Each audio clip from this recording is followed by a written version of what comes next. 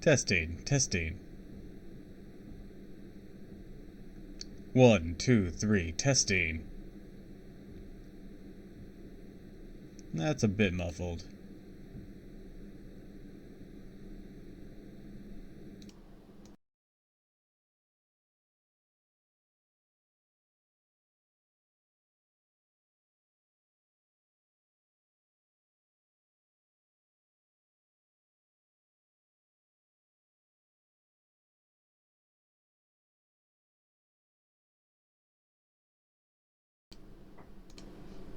Testing, testing. 1, 2, 3, testing. Alright, I think that sounds a bit better. Ahoy, Doppel. Hello, murder! Welcome, welcome, welcome! Hold on, think my eyes are acting up a bit here. Or am I just looking at the wrong thing here? Hold on.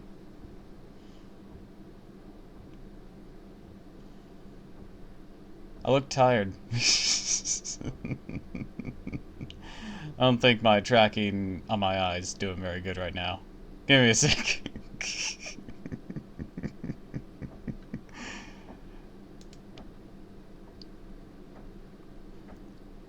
Doodle. Let me recalibrate this.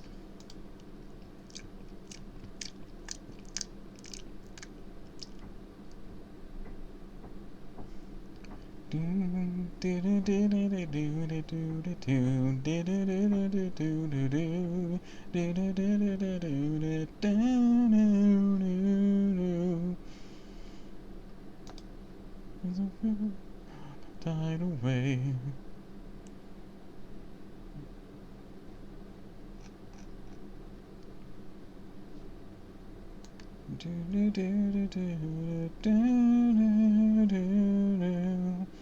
I wish I could have these wait, I can connect my Twitch account? Huh. Anyways, I was saying I wish I could figure out how to hide these overlays so I could do this without making myself invisible. But I don't know how to do that. Alright, there we go. I'm back in working order. I don't look tired as shit anymore. Anyways, hello everyone, and welcome to another stream of Fate Grand Order. Today we'll be continuing Avalon. Last time on Fate Grand Order, he tried to do some investigating to figure out what this new world was, and was revealed that Artoria Castor was indeed the child of prophecy. Then, we did a little bit more investigating, and we heard word that a new human had arrived at a human ranch. So, we went off to go see if it was Mash, our lost companion. It wasn't. Don't know, we never learned exactly who the exact human was. Probably just a random NPC. But we met up with the Round Table Army, and everything seemed to be going well. The humans were being freed until Bargith showed up. We fought with her, but it was to no avail. Tristan then sacrificed his life to let us escape. But it did indeed cost everything he had. So, as we were escaping, with the Earth Fae right on our tail, a familiar face appears with another, weirder familiar face, that being in red hair, calling himself Red Brit for some peculiar reason, a Fang Clan and Horse Fae, as he claims at least. And now, today, we proceed.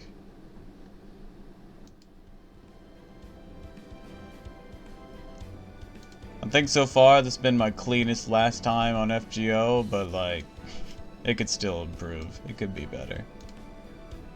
Okay, good. BlueStacks isn't being a bitch.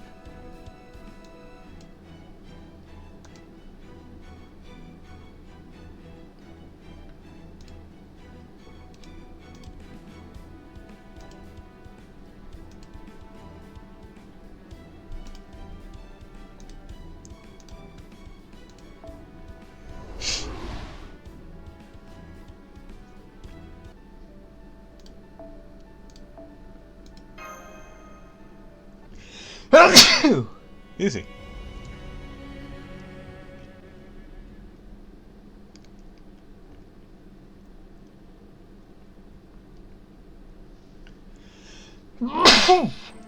Easy again. Cart's even heavier than usual. Come on! Let's just get rid of that weapon already. No buyer's gonna want something that's scary looking. Don't be ridiculous, bro. Gonna make Ennis tear up again. Don't you remember how grateful she was when we agreed to bring that weapon along too? I definitely remember how happy you were when she took your hand. What'd you say that was called back there where she comes from, a handshake? I got everything under the sun in Northwich, and I know they love their trends in Gloucester, but I never heard of any custom like that before. If you're tired, Rob, would you like me to take over? I can still pull a card even without my memories. No need. I can manage fine on my own. You just keep resting up, Ennis. We're almost to Gloucester. I want everything to look its best. An amnesiac girl, 3 stingy fairy peddlers, named Rob, Wag, and Winky. Together these strange bedfellows made their way further and further north, or from the nameless wood. The hell's a bedfellow?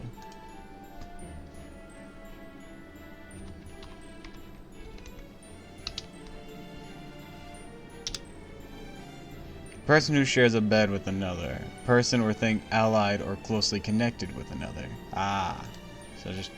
So in this context, it's just another word for ally. The peddlers thought to sell the girl to a ranch along the way, but Rob, who hated Woodrose, who was the head of the Fang clan, would have none of it. He insisted that anyone so violent didn't deserve a beauty like Ennis. And that was the end of it. Way to go, big bro.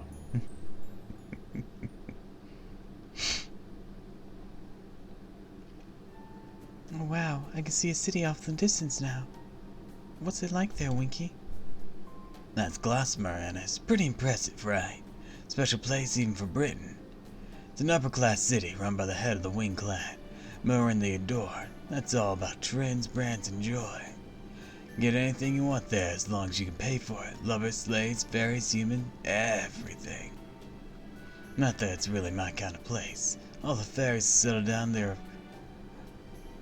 are posers and trend followers. Most of the stuff there is just gold-plated hunks of dirt anyways. No shines, no substance. Really? But I thought you were really proud of your Gloucester knife. That's exactly because it's a fake. Real knife that's nice. It'd be too afraid of breaking it to actually use it. Now I see. That does sound like you, Winky. You don't like Gloucester, Winky? Then why'd you pick this route? I'm scared of the Northwich Calamity too, but we still could have gone on there instead. What are you, stupid? We can't use an eastern road this time of year. Rainy season just ended, so the Drake's territory will be at its biggest right now. Hey, oh yeah, they still haven't even fixed the Northwood Bridge yet, so Gloucester's our only choice. Though, believe me, I'm not happy about having to bow and scrape to that show-off Merrin. You do really like this Merrin person, don't you? Where'd you get that from? I just said I hated her, right? Well, you looked so kind when you were talking about her. Almost a little jealous. Check it out. That Shrek. Hi Walden, welcome to the stream. There seem to be some fae. Some weird goblin-like fae. Hey bro, check it out. Winky's so flustered he's coughing. Why so embarrassed, Winky? You ashamed of the truth or something? Shut up, it's not like that. Anyways, did you guys hear that big kerfuffle in Camelot? They say an assassin snuck in about 10 days ago to try and kill High Queen Morgan. Yeah, I did. And they fought through a ton of soldiers all around and made it all the way to the throne room. What I heard, not even Lady Gawain or Lady Tristan could stop them. Then Lady Lancelot flew in and beat the shit out of them, right? Apparently they had a badass mid-air battle, but ultimately the assassin got dropped in the pit. Wow, Lady Lancelot really is something, isn't she? Gawain, Tristan, Lancelot. What's up, Annis? Getting motion sick or something? Hey, Rob, take it easy. Ride's too rocky for her. No, it's not that. I just have a little headache. When I heard those names, my chest got a little tight. Can I ask you what kind of person these fairies are? Right, she might have known some of the Tomlin herself. Probably better if we don't say anything here, then. You mean you don't know, Annis? They're the great Tomlin, the Knights of the Round Table. They're Gawain, the most fearsome Tomlin in all Britain. Tristan, the most hated Tomlin in all Britain. And Lancelot, the most beautiful Tomlin in all Britain. We could do business without those three taking care of the Moors for us. Well, not that Tristan ever does much to keep us safe. Hell, I'm more scared of her than I am the Moors. Why, I never got a new Darlington if I can help it. Whack, the younger brother smiled innocently, all while Rob and Winky were afraid he might jog Annis's memories. All of a sudden... Oh, black dogs! This is all your fault, Wag, you idiot. These things wouldn't be if you hadn't been talking about Tristan. Just leave the cart and run for it before they eat us alive. You too, Annis. Get away from them. I'll hold them off as long as I... Ah! I don't know why you're attacking us, but I'm not going to let you hurt anyone. You want to pick on someone? Somebody, pick on me! Time to eat shit, bitch!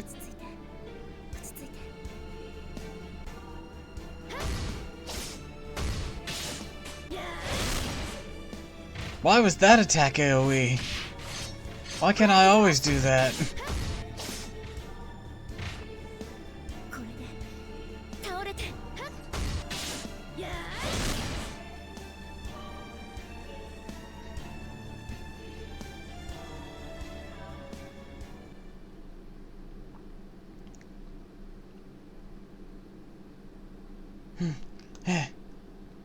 Thank goodness, my body just moved on its own. Looks like everything worked out. Is everyone alright? Girl struck her shield into the ground with a resounding thud and turned to face the fairies. She was greeted with stunned stares from all three, and who would blame them? They had never seen such a graceful knight before. That was amazing! I can't believe you sent all those black dogs packing by yourself! Black dogs are some of the most despised creatures in all of Fey Britain, drawn to the putrid smell of death and decay. They are the unseelie court, evil fairies unaffiliated with any of the 6 clans. They come and go at a moment's notice, and the only species of fairy in Britain who feed on their own kind. Wait, hang on. How can she be this strong? Maybe she's the child of prophecy. Come on, Rob. There's no way that's... How else could you explain that? She's got an iron shield, iron armor. You saw for yourself how strong she is. She's gotta be at least as strong as Tom Lin. If this ain't special, then nothing is. Yeah, gotta be the child of prophecy, Annis. You saved our lives and everything. The child of prophecy? Me? Don't worry, I'll tell you all about it. Child of prophecy's gonna defeat the queen and save all of Britain. She's the savior we've all been waiting for so long. For a long, long time. It's gonna save all the fairies. Rob, the greedy older brother, and Wag, the innocent younger brother, began to excitedly tell the girl about the Mir clan's prophecy.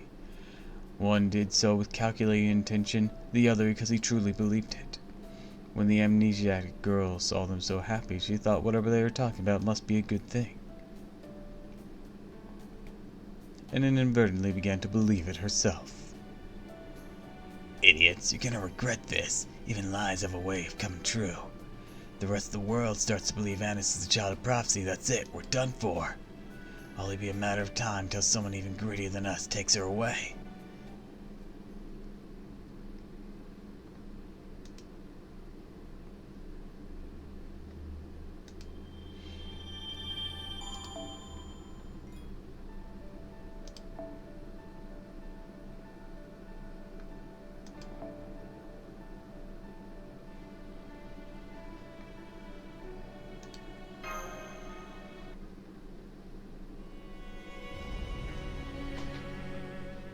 Avalon LaFay.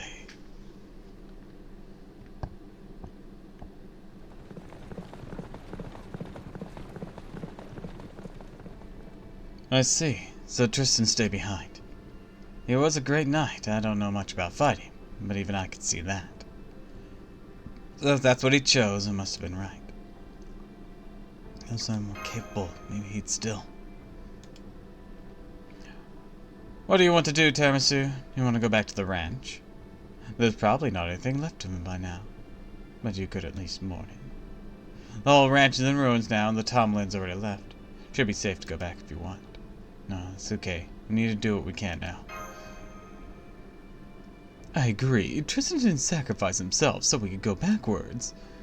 He did what he did to give us a chance to move forward. We'll always report back to him after we found Mash.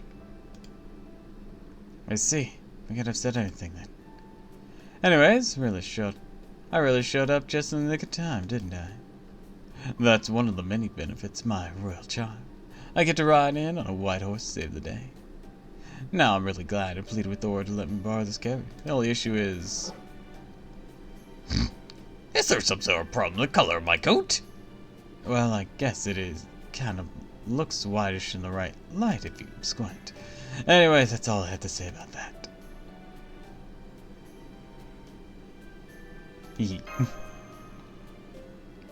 So you're feeling better now? Great.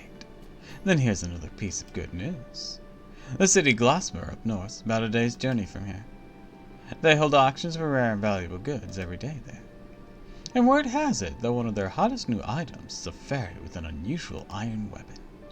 Apparently some peddlers found them near the Nameless Woods, and they plan on putting them up for auction as soon as tomorrow. A fairy with an old weapon near the Nameless Woods? That's gotta be Mash, I'm sure of it. And we got to get to Glasgow right away. I rushed back to Salisbury as soon as I found out. But when I heard you had already left, I got a bad feeling in the pit of my stomach. So I asked Aura for a favor on the condition I owe her one in return, and got to the ranch as fast as a carriage could carry me. I see. So that's how you managed to get something so valuable. There was some very quick thinking. Thanks. Well, I preferred to rest up in Autumn Forest if we could. Time is money and all that. I assume it's so long to Salisbury, and off to Glasgow. To Glasgow! Excuse me, could I say something first, Snort? What is it, horsey? You were just having a moment here, you know. I know, but I am proud Fey Horse, most rambunctious and chivalrous stallion in all of Britain. So as a matter of principle, I can only entrust my back to those I recognize as my master. I was willing to come this far on Lady Aura's orders. But if you insist on going to Gossamer, well, I trust you see what I'm getting at. Carrots? A battle! Though I wouldn't say no to carrots.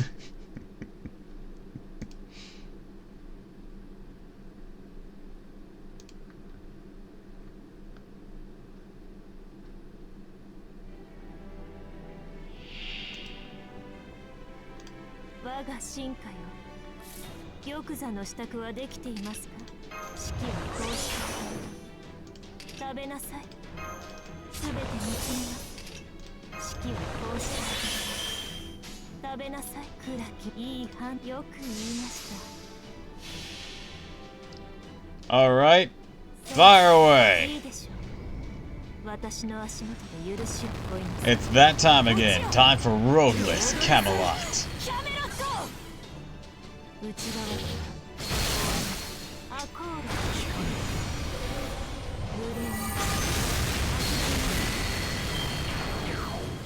Is that enough for a warm-up? Oh, look at you. Oh, you cute.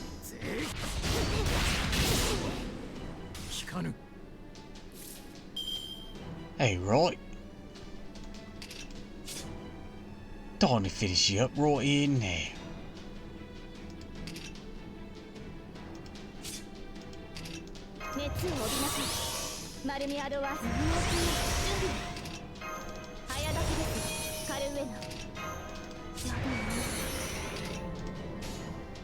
It's a shame. いい判断よく言いました。 Insolent whelps!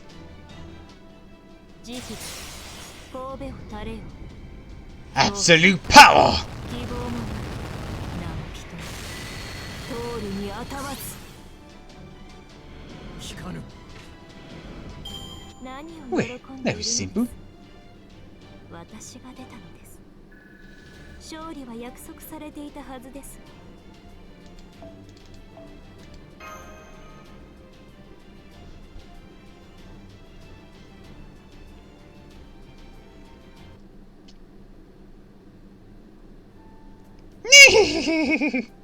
Contract finalized. I'm amazed you took my secret technique in stride like that. You must be fearsome warriors who have overcome all sorts of Halloween ordeals. Very well, from here on, my legs are yours to command. As long as your path isn't unsavory, I take you wherever you wish to go. Is this Bayhorse really the best she had to offer? Maybe yours isn't as well liked as I thought. It's probably just that she's too popular, probably. I wouldn't say that. One's impressive in its own right. Anyways, I trust that nothing else left to say, yes? Then please, take it to Gloucester. Oh, and don't forget to drive safely. I can handle a few bumps, but Tiramisu, Artoria, and Da Vinci are all very tired. Not to worry. I can assure you, I've never broken a speed limit in my entire life. We have speed limits here? By the way, clogging.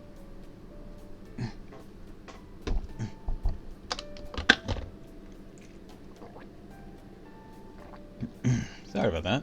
By the way, Oberon, what's with that outfit? I kinda liked your old cloak. Oh, this is what I wear when I'm gathering information. The Queen's soldiers don't always take too kindly to people asking questions about the state of fairy Britain. So I try to avoid standing out by dressing in drab traveling clothes. I see, I'm impressed, Oberon. I'd never considered an outfit like that drab. Oh, I didn't know you were interested in fashion, Artoria. Does that mean you prefer outfits like Da Vinci, then?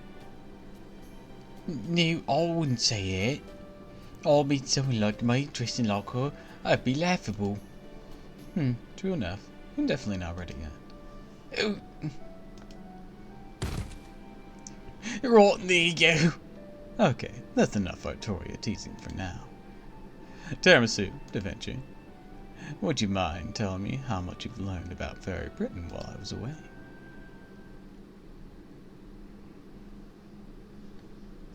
That's about it. The regularly occurring calamities, the moors, fairies who are imitating human society, the Salisbury rebel army, the Round Table of Londonium, and the three-tom lens. I'm impressed. If you already knew that much, then I only have one thing left to tell you. What's that? High Queen Morgan's objective. As you know now, she's inscribing command spells into fairies, levying magical energy from them as an existence tax and into the lives of any fairy who aren't able to pay up. Well, it turns out she hasn't been running such an oppressive regime for the last 2,000 years just to maintain her rule over Britain. Her real objective is to attack proper human history and transform it into a land of fairies. She wants to expand Fairy Britain to encompass the whole planet, otherwise override proper human history entirely, and turn the Earth into one giant British Isle. I know it's hard to believe, but it's true. That's why High Queen Morgan continues tormenting the fairies even to this day. As you can see, we need to defeat her for humanity and fairykind alike.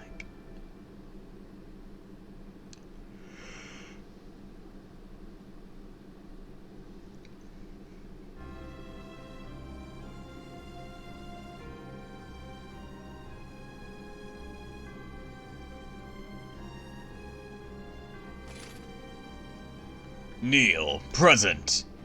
Worship, submit. Bow your heads, leaders of the 6 clans. Bow your heads, 30 ambassadors, 100 officials. You are in the presence of the High Queen Morgan, the ruler who expands our boundaries, upon whose shoulders our Britain rests. Hear her words and obey. The same faces yet again. How terribly dull. I offer you neither absolution nor salvation. And remember always that all of Britain, down to the smallest pebble, is mine. Without more protection, land of Fae would not see the next sunrise. Yes, your majesty, we are your humble servants. All of our time is yours. Our loyalty to you will never waver. Very well. You jesters may stand against the wall. I will not allow each of the clan head. I will now allow each of the clan heads to speak. What have you to say? Thank you for your generosity, your majesty. Please allow me the honor of going first. Your council recognizes Lord Spriggan, head of the Earth Clan and Lord of Northwich. Thank you, Secretary. According to our observations, Northwich's calamity pool should reach critical mass in approximately 10 days' time. I'd like to take this time to say if there's any lords present with property still in Northwich, please come speak to me after this meeting. I can assure you that even if the moors engulf all of Northwich, our bell tower will remain safe within an impenetrable fortress made with anti-Moors iron. If you wish to store your valuables there for safekeeping, I'm sure we can come to an arrangement. Sounds to me as though you don't care if your entire city disappears, as long as your money stays safe. The council recognizes Lord Woodwells, head of the Fen clan and Lord of Oxford. My request remains the same as ever, your majesty. I urge you to take this opportunity to expand your army. The Moors continue to grow in number every year. These Round Table army upstarts need to be dealt with. So I must ask that you increase your human shipments and assign more humans to the barracks. Oh, does that mean the Fen clan alone is no longer up to the task? I suppose not even the fairies, once known as the Sword of Britain, the great Lord Woodwells himself, can defeat the spectre of advancing age. Silence, you infant! How dare you speak to me like that? If we weren't in Her Majesty's presence, I'd crush your head in my jaw for such insolence. Now, Woodwells, you should know better than that. Remember... Oh wait, that wasn't the voice I gave her. Remember, every fairy in Britain looks up to you. Lord of Oxford and the owner of the restaurants most responsible for our food supply should conduct himself like a gentleman, right? Right, I know that, or I do. I'm not the raging frontline fighter I once was. I'm the calm, rational leader of my clan. What a joke. If this has been no more than usual snipping at each other, would you mind if I excuse myself, your majesty? We're putting up a very rare item for auction day, and I have a lot of work to do getting things ready. Council recognizes Lady Murin, head of the Wind clan and Lord of Glossiber. I already said my piece. Neither this calamity pool or any more countermeasures have anything to do with Glossiber. So if all you twisted fairies want to do is argue with each other, by all means do so, without me. Then again, Northwich has sent us a good product lately, so I suppose we could offer our aid if only a little. Do give my regards to Count Pepperon Spriggan. Let him know that if he ever decides to move to Glossiber, he always has a place here. Lady Crockna Ariba, head of the King clan and ruler of Endybrug, absent. Lady Asenol, head of the Mere clan, guardian of the Lake District, absent. At this time, with High Queen Morgan's permission, the council would like to welcome Tom Lynn from New Darlington. That seems unnecessary. Who the hell do you think you are? You think a damn secretary has a right to say my name? Come on, mother. When are you gonna stop letting these stupid secretaries run these shows already? Can't you pick someone less hideous? What about a human with our limbs sewn to the wall? Or one who's been put to the guillotine? I swear, mother, you're way too soft on fairies and humans alike these days. Maybe you need more excitement.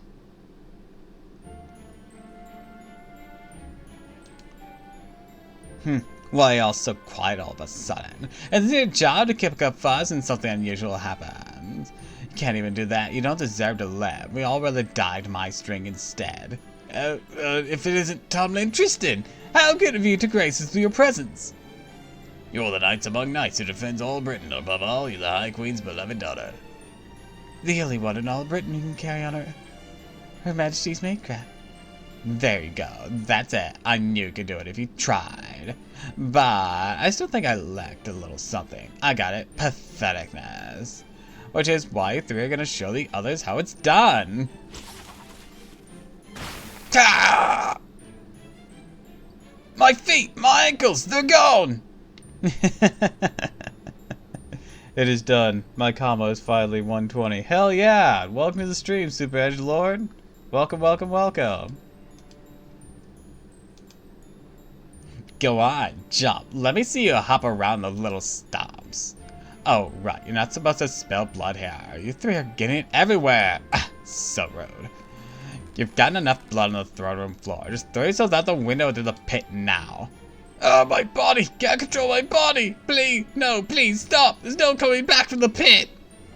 Somebody please stop that girl before she... Ah!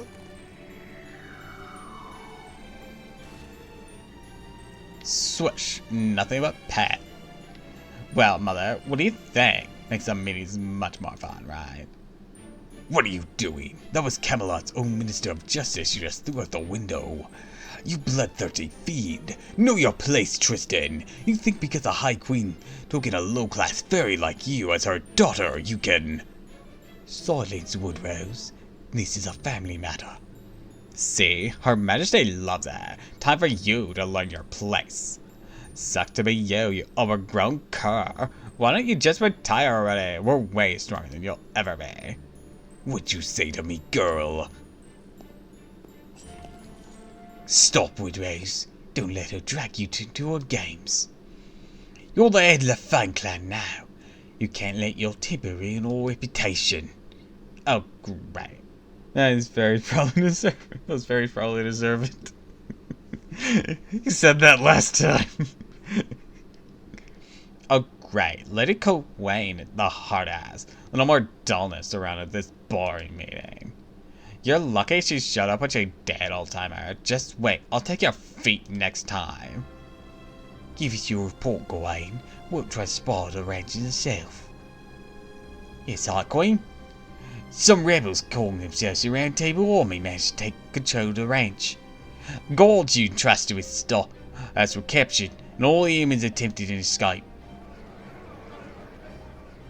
Upon learning this, I took it upon myself to go contain the situation without waiting for your orders. All succeeded at wiping out the rebels on Fred also destroyed the facility and allowed 3 interlopers to escape. Also having the escaped humans transferred here for the education as we speak. High Queen, I'm prepared to accept whatever punishment you deem fit for me. What is your ruin, High Queen? It's alright. I like your accomplishments. At Sheffield, I overlooked your failure today. If you're Gawain, I plan to demolish that ranch in any case. Or you did take it a bit too far, you've evidently saved me time of mobilising the Earth Clan. Now, if there's anything else you'd like to tell me? Yes, Your Majesty. One of the interlopers was a human. You told us about before. It was a master from proper human history. Master of proper human history? The Burl Guts was right. There's more. One of the fairies accompanying the human appeared to be from Fairy Britain. From what I could tell, he seemed to be one of 16 in human years, used to sign Carl Matecraft as you. She what? What are you saying, Gawain? You don't think that fairy is a child of prophecy, do you? The child of prophecy is no more than one of Anasel's delusions. High Queen Morgan is Britain's one and only ruler. How could you believe such nonsense like a common peasant? You're a servant of the High Queen. You should be ashamed. Hey, quit your yapping, you goddamn mutt. Now, Lady Tristan, you can't blame Lord Woodrose for being upset. I no longer classify violence against fairies as a hate crime, but as justice. Ironic, since they said one of the people she just killed was a minister of justice.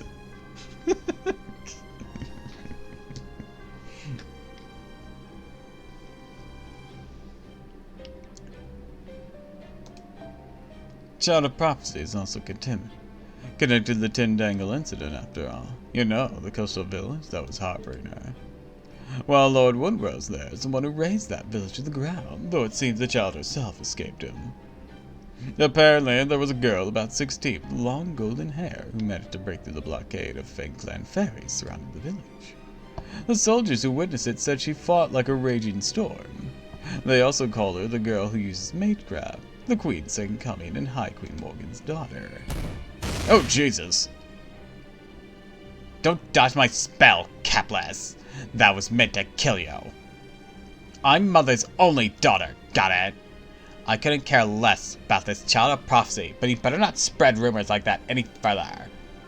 These aren't my opinions, Lady Tristan. The Fang clans are the ones spreading those rumors. Still, think about it. Fine upper-class fairies of Camelot. The Moors continue to increase in number. A calamity is about to befall Northwich. There's Clocknamraba in north, Landomium in the south, and the recent rebellion in Sherifffield. And now we have the invader from an outside world that Lord Barrelguts warned us about. I don't believe Anasel's prophecy any more than you do, but you can't deny the pieces are all falling into place. The child of prophecy is real. Or at the least, the common fairies who know nothing of politics believe she is. Which is enough. There's no need, or there's no time for our clans to be fighting amongst ourselves. Let's put our people's mind at ease. So I suggest we work together to do something about it. Start with the calamity pool at Northwich. What say you? You do have a point. Whether the child of prophecy is real or not, we must do something about Northwich's calamity pool. High Queen Morgan, would you really? You'd be willing to send your army to Northwich to quell the disaster? I believe Lord Boggart, as ruler of Sherifffield, made a similar request. I understand how you feel, Laura, but we can't send our Camelot soldiers. Well, I'm certain Her Majesty's troop would make short work of the calamity. Sending them out would leave Camelot vulnerable. Kroknaraba is constantly on the lookout for any weakness she can exploit. We can't leave the castle unguarded. I agree. The way things are going, it's going to be the War of Spring and the War of Summer all over again. Only this war will be fought during between Her Majesty and Kroknareba, the self-proclaimed queen. We do have the upper hand over her forces, but only just. The War of Spring and Summer? You speak of the Fey Era War, between North and South fairies, yes? Indeed, the Northern fairies have been claiming dominion over Britain for thousands of years. I thought they'd settled down and agreed to submit to High Queen Morgan's rule, but it seems they're still up to their old tricks. How deplorable. Why can't they simply pledge their loyalty to our High Queen like we've done? Given the circumstances, I suppose this truly isn't the time to worry about Northwich. Though it pains me to say this as its lord, I'm afraid I have no choice but to let my residents die. Or not, are you solemn here, Northwich? If we destroy the calamity, along with most of Northwich, the bell tower will remain intact. Long the castle remains, it will fall to you to rebuild, Spriggan. It's time for you to demonstrate once again the skills that enabled you to take Northwich from its previous lord. If that's your will, High Queen. Now, how much can I expect in the way of financial aid? I'll give you 1/3 of the flotsam weight seen away in the West Treasury. It is the foreign indulgence that have drifted here from proper human history. You could ask for no greater reward, could you? Oh, that sounds wonderful, Your Majesty. Thank you, thank you. What about the residents of Northwich? None will survive this. Isn't there anything you can do to make them evacuate, Spriggan? Well, I've been urging them to evacuate for some time now, but they all refuse to leave. They're either too attached to the land, or they love their jobs. They don't think the threat is real, or they think the Child of Prophecy will save them, or some combination thereof. As great as my clan can be, I'll be the first to admit they can be a bunch of hard-headed fools. Having said that, where would you propose they go? Salisbury, the Wind Clan City? You know just as well as I do how poorly the Earth and Wind clans get along. It's a problem not even the High Queen herself has been able to solve. It's rare that things like this wrap up with a nice little bow, so no, I'm afraid Northwich is a lost cause. Why don't you all come down to my place? We'd be happy to take in any poor refugees looking for a new home. That's just the kind of place New Darlington is, ain't that right, Lady Spinel? Right you are, Red Barrel. I didn't know you were listening in on this board meeting. Now, my fair lady, don't be like that. Nothing boring about it.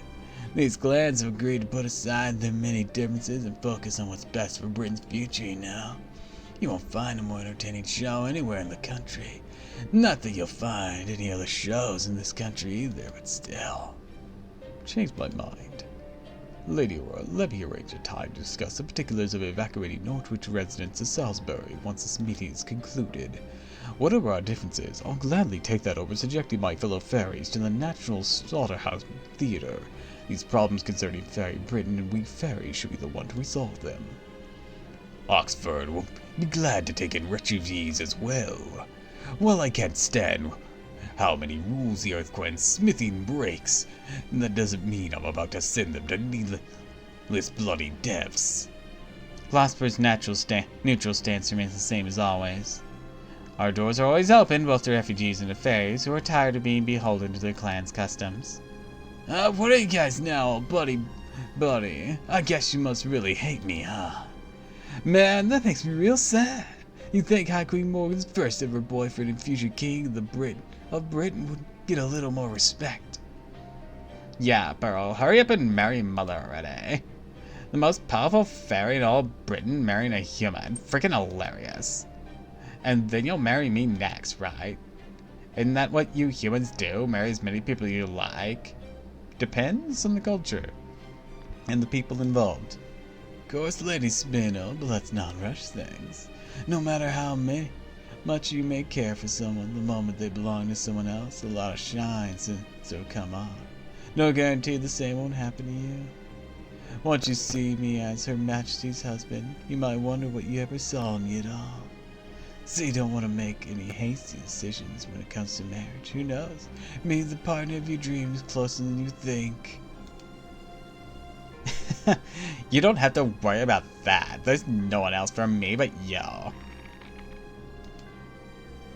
Very well, I understand your concerns. My course of action remains unchanged from our public declaration. At the end of the year 2019, the heir of High Queen Fairy Britain, Land of Fae, shall rule this very planet. The Wall of Light is surrounded by British Isles will disappear, and our war shall overwrought the wicked world that lurks outside. Once it does, you shall all be free of the calamities, and new age shall begin. I shall build a new land of fairies. Your clans shall draw to serve as its foundation. Yes, High Queen, your will is our command. Then here's my decision. Nothing needs to be done about the calamity pool, not which, so you will not advise its residents to evacuate. Regardless of the child of prophecy, I'll consider the threat she may pose to my rule. Yes, Queensley. Now you all have agreed to work together, you know what, never mind, fuck all that.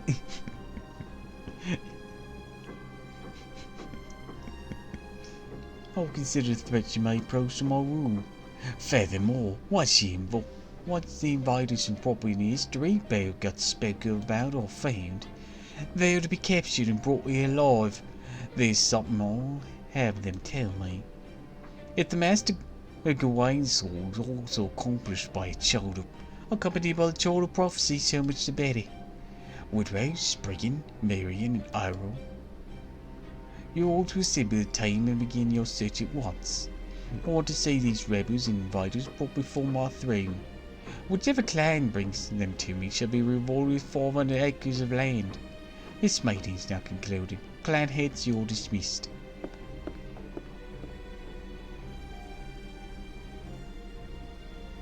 Tomlin, here's your next mission.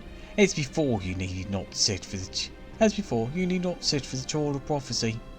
I don't get it, Mother. What good are those stupid clan heads going to be? Could find the child way faster than anyone, right? All Lancelot has going for her is speed. I can use the Infinity Mirror you gave me to go anywhere at a moment's notice. There's no need. Leave the child of prophecy be. I'll see the word of my edict later. The rest is in your hands, Tomlin Gawain.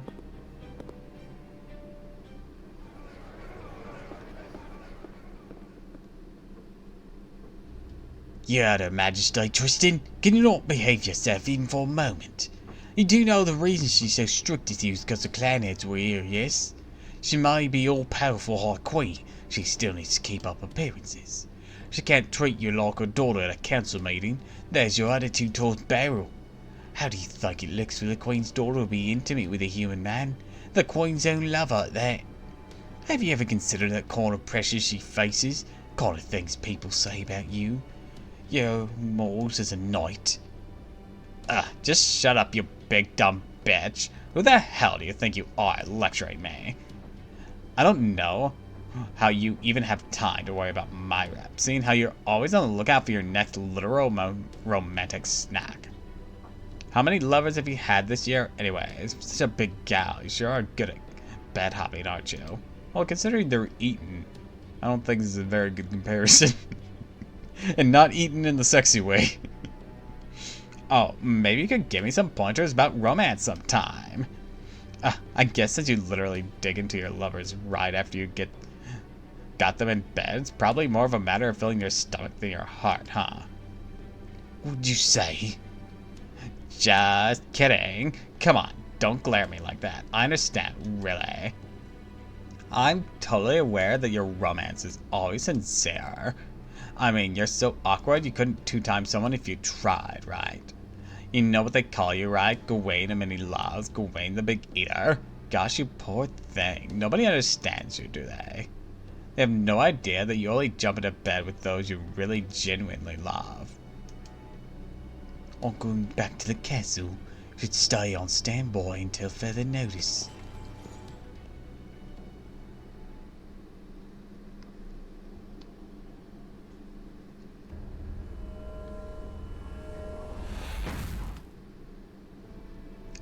That meeting sucks so hard. Didn't get to spend any time with Mother. Again.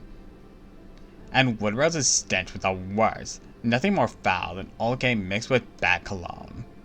Spriggan's fake-ass smile made me want to puke. Murren's goody-goody act was so transparent. Or was the worst of all. I wish I had a good excuse to rip her to pieces. Man, I hope she slips up soon. If she'd just act against Mother, I could wipe her and her stupid Salisbury out all at once. Hey, are you listening to me, Beryl? He's not here. It was right by the mirror a moment ago.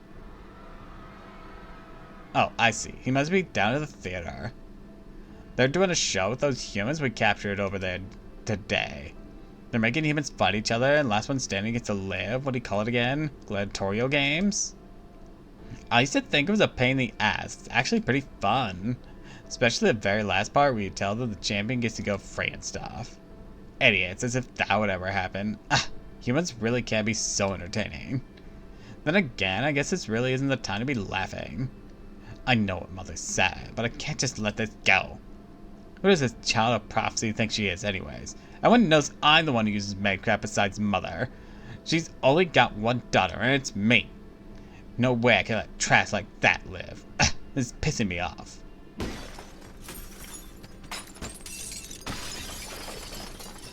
Okay, I know what to do. Times like this, there's nothing better than shopping. Let's see what the newspaper has today. Knocker's company getting out of Gloucester. New brands are coming soon. So Spriggan Shop's going out of business? Well, that's too bad. Spriggan sucks, but Shops at least has good shit. Hang on. Does it mean it's gonna be replaced by... Oh, I knew it. It's gonna be a Count Shaw. I'll say this for Mirren. She always knows what's hot. Looks like I'm gonna be shopping at Gloucester again then. Plus she also mentioned she was getting things ready for a special auction. Fine by me. Make an auction nobody will ever forget.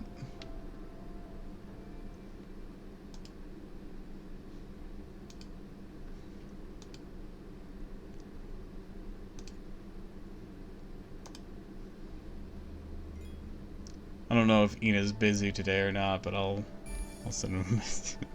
See what he thinks.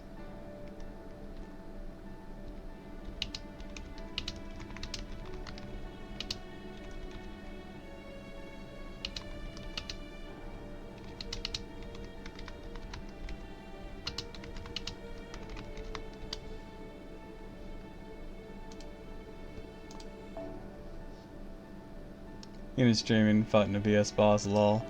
Yeah, I just put it in the Discord server in my thing. He can look at it whenever he wants.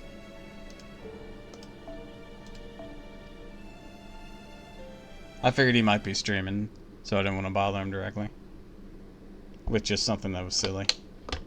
I just wanted to tell him I gave the Valley Girl accent to Boba Sif.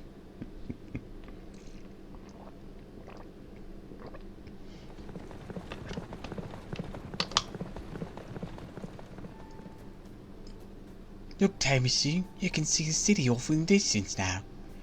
It might have taken us the whole day, almost to Gloucester. Yeah, and now that we're here, we shouldn't have to worry about the Queen's soldiers coming after us for a while.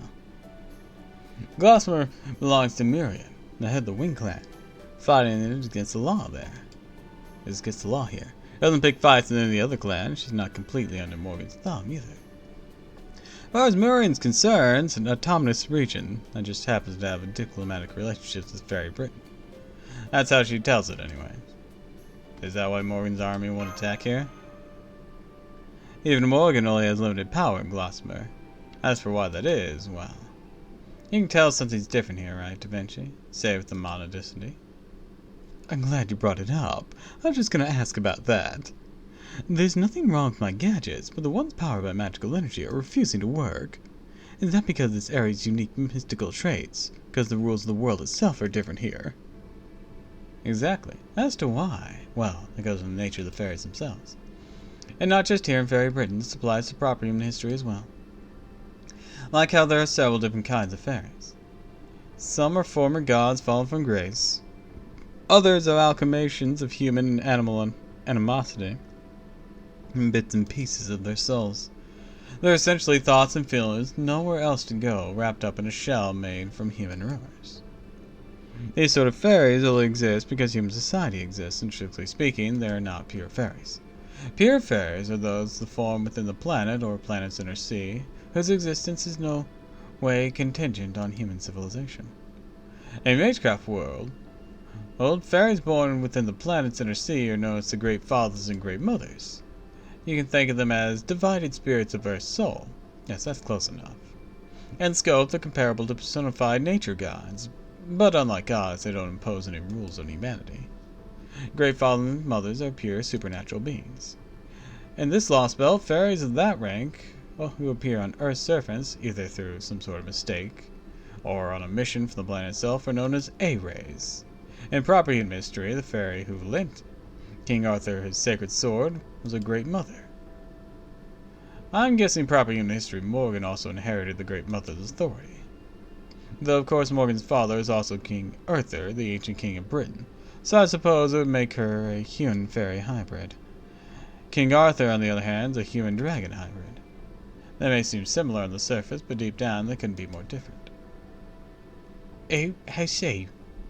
The fact that one ultimately decided to defend humanity, the other, mystics. King Arthur chose a Britain where humans could thrive. Morgan chose a Britain where mystics could thrive. As for which one chose correctly, well, your own proper human history bears that out. If mystics had continued to rule Britain, it would have resulted in being exorcised from all of human history. But I digress, getting back on track. A-rays are equivalent to Great Mother, but possess a will of their own. They have a unique ability to remake the world according to their inner truth, or rather their essence. This phenomenon is called a Fey domain. It's a grand mystic that only very powerful fairies possess. And A-rays generate descendants, or terminals if you prefer, simply by existing. These descendants are called forest children and stone children, and they're the majority of the fairies in Fairy Britain. Their descendants may only have a tiny fraction of an A-ray's power, but it doesn't change the fact they're descendants. And some of these descendants have more A-ray blood in them than others. Miriam, the head of the Wing Clan, the Lord of Gloucester, is one of them. All that is to say, Gloucester has a Fey domain that can be quite a pain in the neck. A domain that takes Miriam's temperament and mischief nature and turns it a law that denies strength itself. A law that denies strength itself, so the weak become strong and vice versa. It did behave like that for a time, but now it's a little different.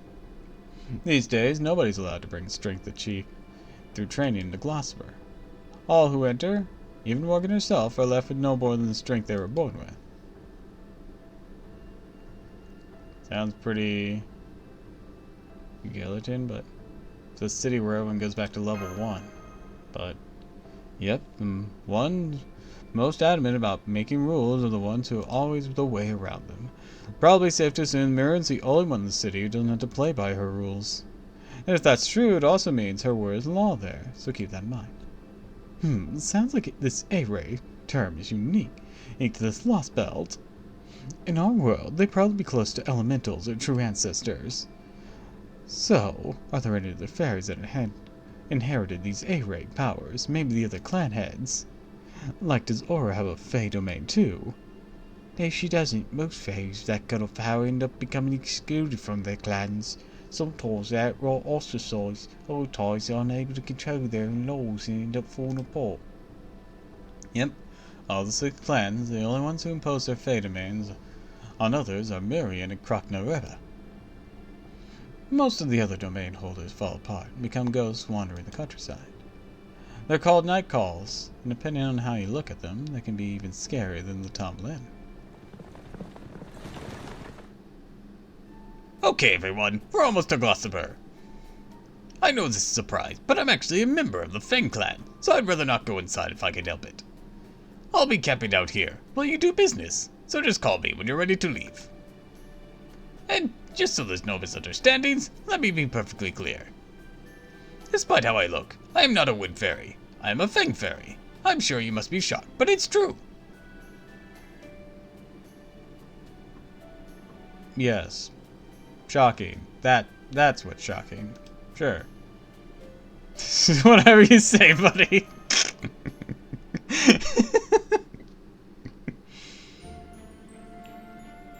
Okay, let's split up. I'll go with Da Vinci. Tiramisu will go with Arturia. The auction will be held at night, so kill the time however you like. Anything goes in Glastonbury, so find a lot of fairies living it up in here. You still have the money you earned in Salisbury, right? Well, you can use it here too, so don't be afraid to cut loose. Girls love to go shopping together, right? Well, now's your chance. How about you, Da Vinci? Anywhere you'd like to go? We can go to a cafe. Personally, I recommend the Warped Observatory. So dizzying, it'll make you want to throw up. Oh, he's already headed there. Why even ask in the first place? Anyways, I know this short notice, guys, but are you alright with this? You are? Okay, I'll play along then. Wait up, Oberon. Aren't there any museums around here? So many fairies in this lost belt, there has to be at least one painter.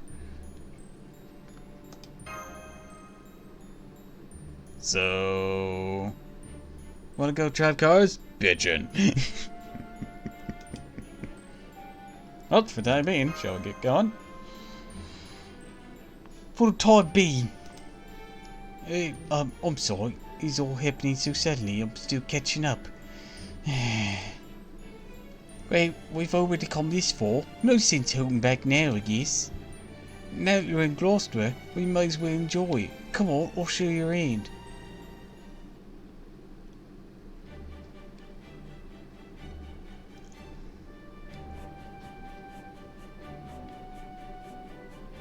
I mean, things that seem vaguely off here.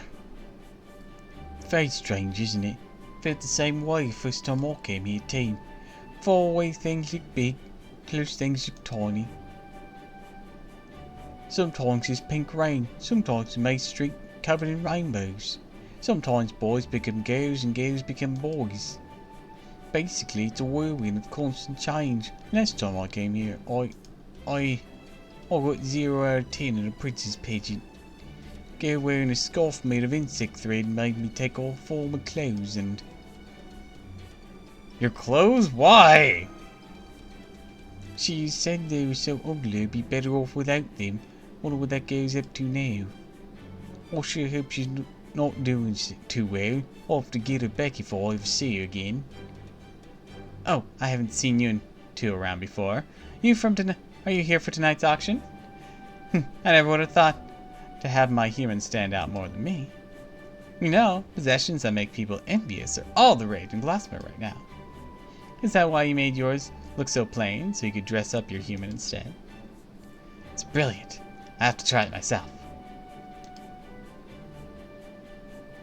I'm starting to see what the deal is. Speaking of the auction, can you tell us more about it? You mean about the merchandise being put up? Fairy with the iron weapon? Well, apparently, they're a real bad fairy from another world who rebelled against the High Queen. I'd love to attend the auction too, especially since there's should be no problem keeping a criminal as a slave. But since you need an invitation for this one, I decided to give up and just enjoy a night in the town. I'm sorry. I knew I shouldn't have been the one to ask, but I just kind of froze. That's okay. Now what do we do about the invitation?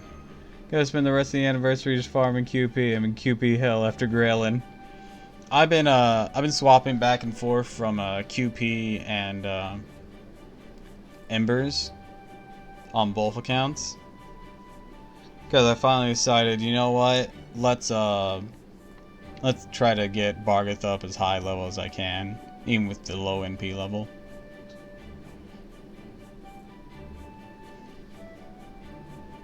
Well, we won't be able to get one on our own. Only sent out to upper class fairies. And my Jean is getting real close to getting that bond level up to be able to level limit breaker again for the final 120 stretch. And then I'll need to do, I'll need QP for that, and I'll need the Embers for that. Right now is one of the best times for Embers to be put into them too. Yeah, I've been jumping back and forth between all that. I don't like it, but it looks like all the options sank into the auction hall. Anyway, there's no one better at stealth-made craft than me. Just you wait, this time I'm going to show you what I can really do. Deja vu feeling and feel. Help! Is anyone there? My pet mice just escaped from their cage. I promise, I'll make it worth your while if you can catch them. Just please, help me. You talk to the bunch of tiny creatures running towards us. What do you think we should do, Tiramisu? Straight out of the Straw Millionaire. Oh, right, you're still getting your bearings here, isn't she? Oh well, nothing to be done now. So, just thinking out loud, okay, let's get this battle started. I'm pretty sure you're going to regret this. At least it'll be a good lesson. Huh?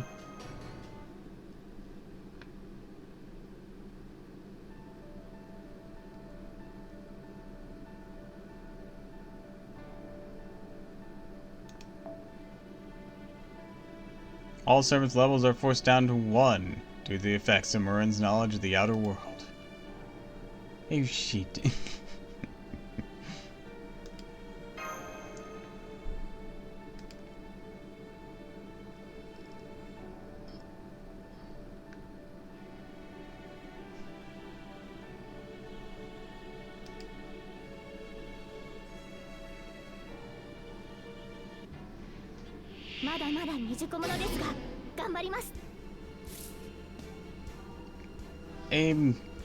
I don't think these are mere mice. What is that? Chance to skill seal for a turn. Oh dear. Oh right, boom, boom, boom.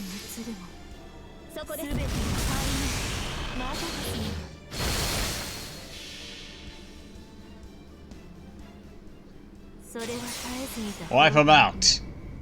最果てにありながらトリバースロードレスキャメル Despite the low levels, we still wrecked them. Hell yeah.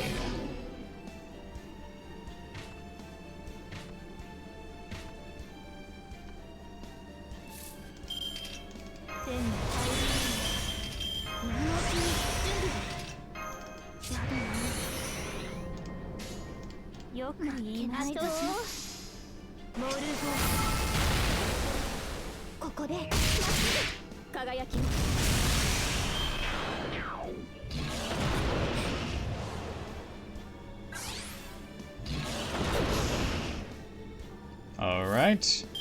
Final! 宝具をよくいい判断です時期だ神戸を垂れよ恐怖は希望もなく何人通るにあたわず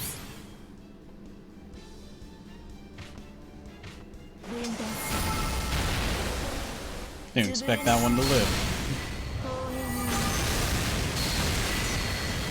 本気です。今回はうまくいきました。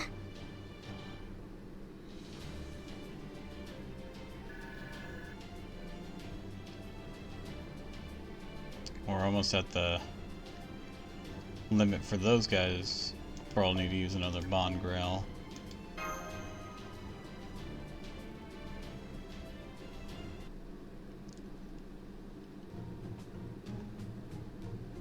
Those were mice?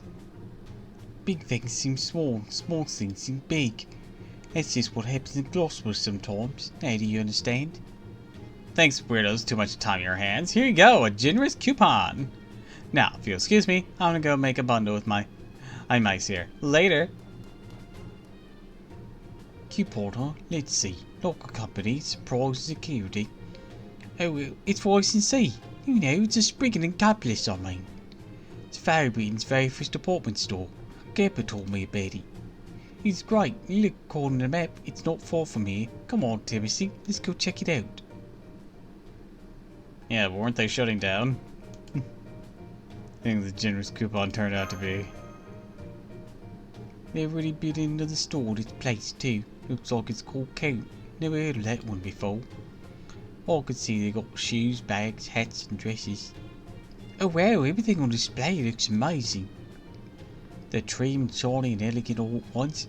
Bet they'd be so much fun to wear. Why are they on display if the shop's not open and done yet? Said they're building something new in this place. I'll bet those bags will look absolutely perfect on you, Timothy. Just look at that really blue colour. So neat, so clean, so clear, it looks like you could lose yourself in it for days. Not bad. You got a pretty decent eye. But would you mind keeping it down a bit? I'm trying to stay incognito, so I don't want to attract too much attention. I'm sorry, I'm from a very small town, so... I see. So what? You want to see a big city before Calamity shows up and kills you or something? You're lucky you're not one of those cheeky Gloucester fairies. You're also lucky your ankles aren't to my taste. Be grateful your boots are so frumpy. They are? I guess they are, huh? Steve, they're very practical. You know, Googly would go to town on them, and I wouldn't feel a thing. Psst, you actually have to worry about Googie Bites? You must come from a real hick town.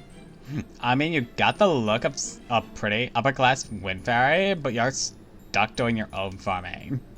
Man, it must be rough out of the sticks. So many human slaves do the... with so many human slaves to do the heavy lift... This is weird. Really weird. Don't you think this conversation's weird? He's really staring at me. No, I don't think so. It's just not the time as soon I used to deal with city fairies, so... Not used to them. Huh, I see. So that's why you're not scared of me. Feels like there's more to it than that, though. That's strange. How come I'm not pissed off? Usually hate every fairy I meet. Oh well. I guess that's just how some days go. Plus, there's the auction coming up. Oh, are you interested in the auction? Do you actually have an invitation? Well, we actually came here for the auction, but we didn't know we needed an invitation to get in. I see, an invitation, huh? You know, I do have an extra one, but I'd sooner feed it to a goat than give it to you. That's it. Finally, an expression that suits you. It's about time you learned your place, you uppity hick. How do you... Hold on, no. The fuck? An uppity hick?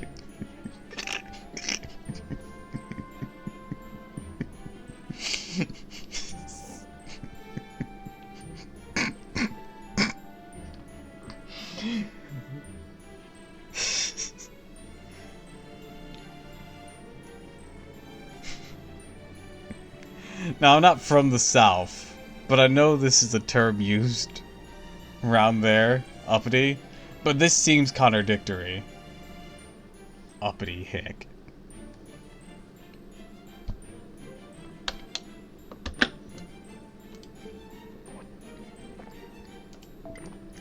trust me, a girl like you are at least 100 years too young for the auction house. Come back when you're at least a little more grown up. Oh, wait, that's right. Low-class fairies like you don't even live for 100 years, do you?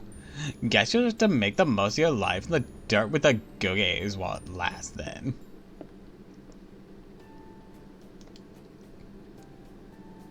You know, there she was. Seemed like we were actually good friends.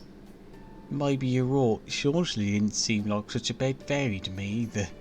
This is ironic considering the previous scene.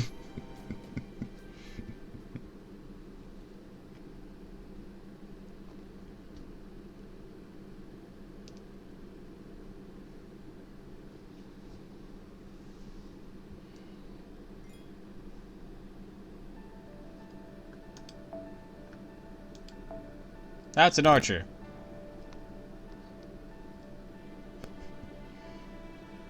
I guess the next scene we're probably gonna fight her.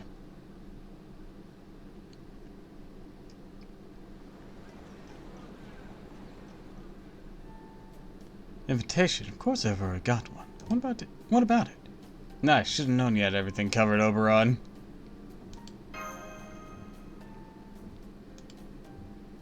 Unfortunately, we weren't able to procure any formal dress.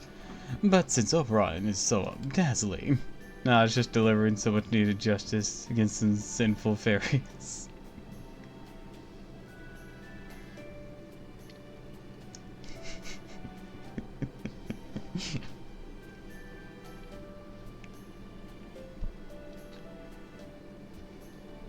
I mean, I can't say I disagree.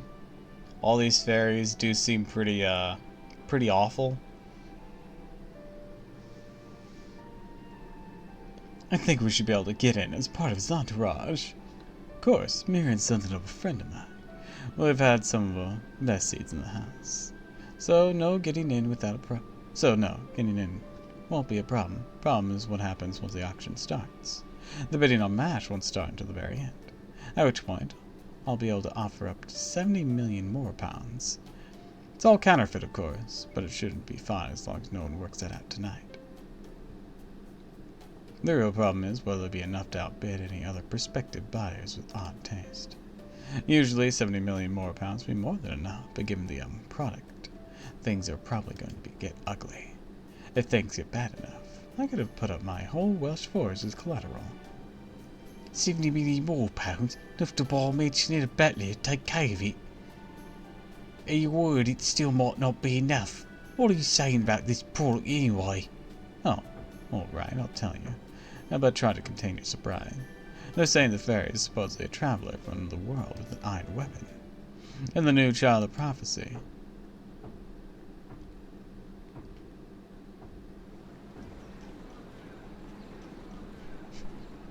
Hold up, I recognize those. You can't just reuse those assets for random fairies.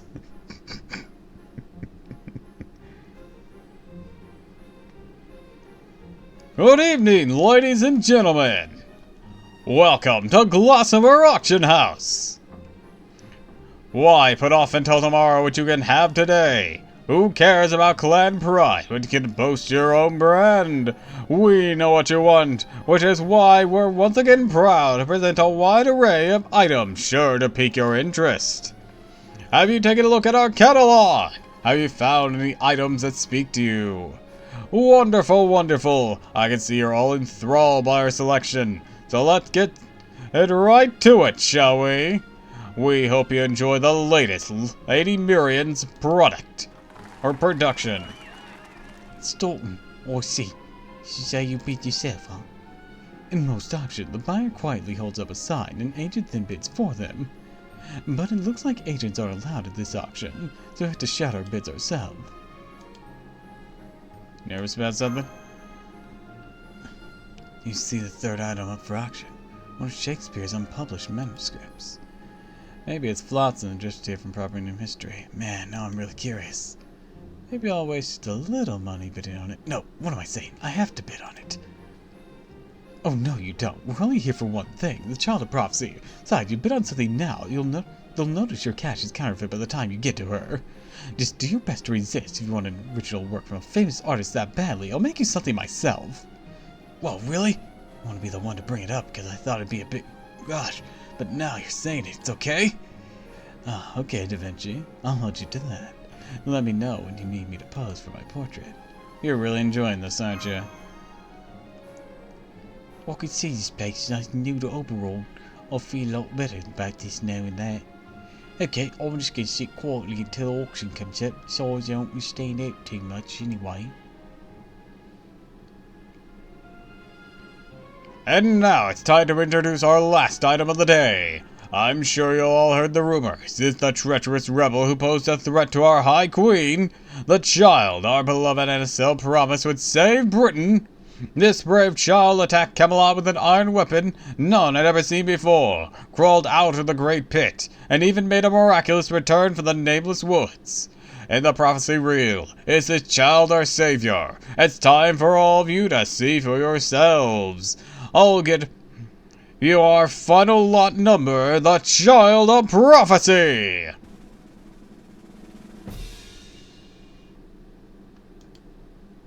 Who? Grandpa! Well, excuse the hell out of me for being old. Wait, hang on. Who was that? Say that to my face, why don't ya? Easy there, ladies and gentle fairies. Please take it all Let's all take it easy. This man's attitude may be as foul as his mouth, but his magical energy is truly impressive. What's more, he's gifted with craftsmen and capable of forging wares that put all blacksmith in Northwich to shame. And since the Child of Prophecy is supposedly apprenticed to a superb artisan, even Lady Murian agrees that there's a 20, no 30% chance that this man is the Child of Prophecy. Shut up. How many times do I gotta tell you? I ain't the goddamn Child of Prophecy. I'm Senji Muramasa, lone servant. Now let me out of this cage, damn it. Muramasa, I'm sure you could break that cage. I'm very confident that you could.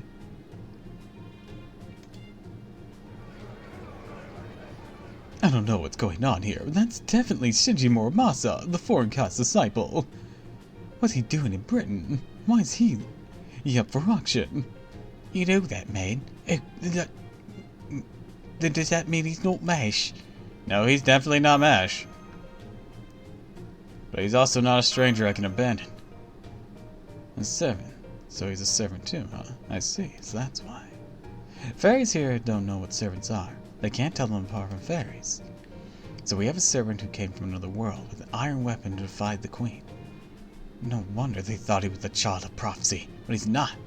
Practically fraud. So what do we do now? They've been already started. Wait, hold on. Shinji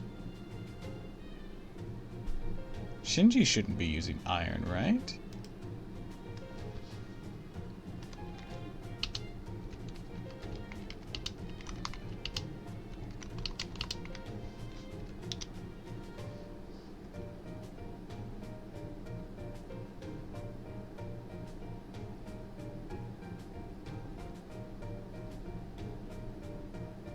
So if by early 1500, its maker Muramasa.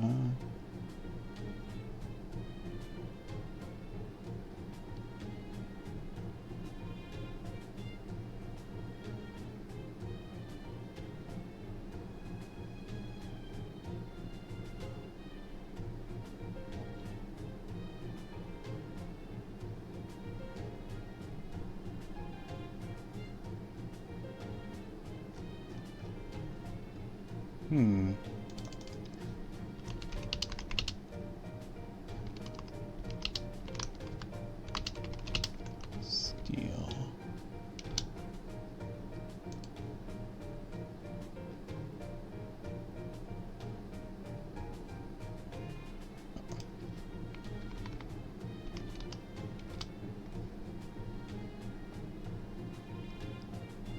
Let's see. Steel, that's 6th century. That's an AI overview, and I'm trusted.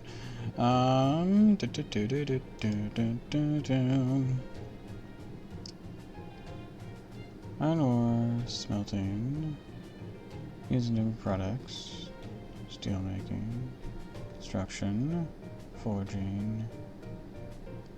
I just need to know whenever they switch from iron to steel. Addition of folding steel, geometry and shape.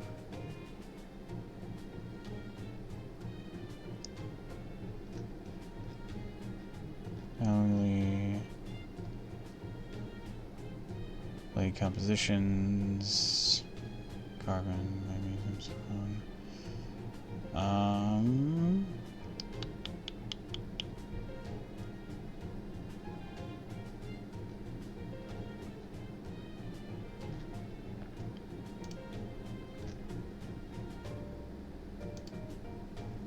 Around 1400s. Hold on, this might be easier. Invented 13th century BC, so it's been around for a while. Alright. Introduced to Japan. Introduced around the 5th century AD. Yeah, so Muramasa's blade should be steel, not iron. Especially if he's smelting it, because that's what makes iron into steel. Side note, I wonder if, like, lore-wise, does steel still affect fairies the same way iron does? Is it better or worse because it's worked on? Steel is just refined iron. Yeah, that's what I was thinking. Because while you can still work on iron without it converting to steel, if you're like really way back in the tech tree, that's why I was checking the history of whenever steel production was being done in Japan, and it's well before Muramasa's time, back in the 5th century. And he was around for like the 1500s.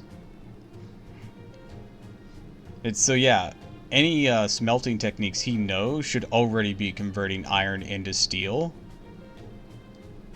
Oh, rather than just reshaping iron.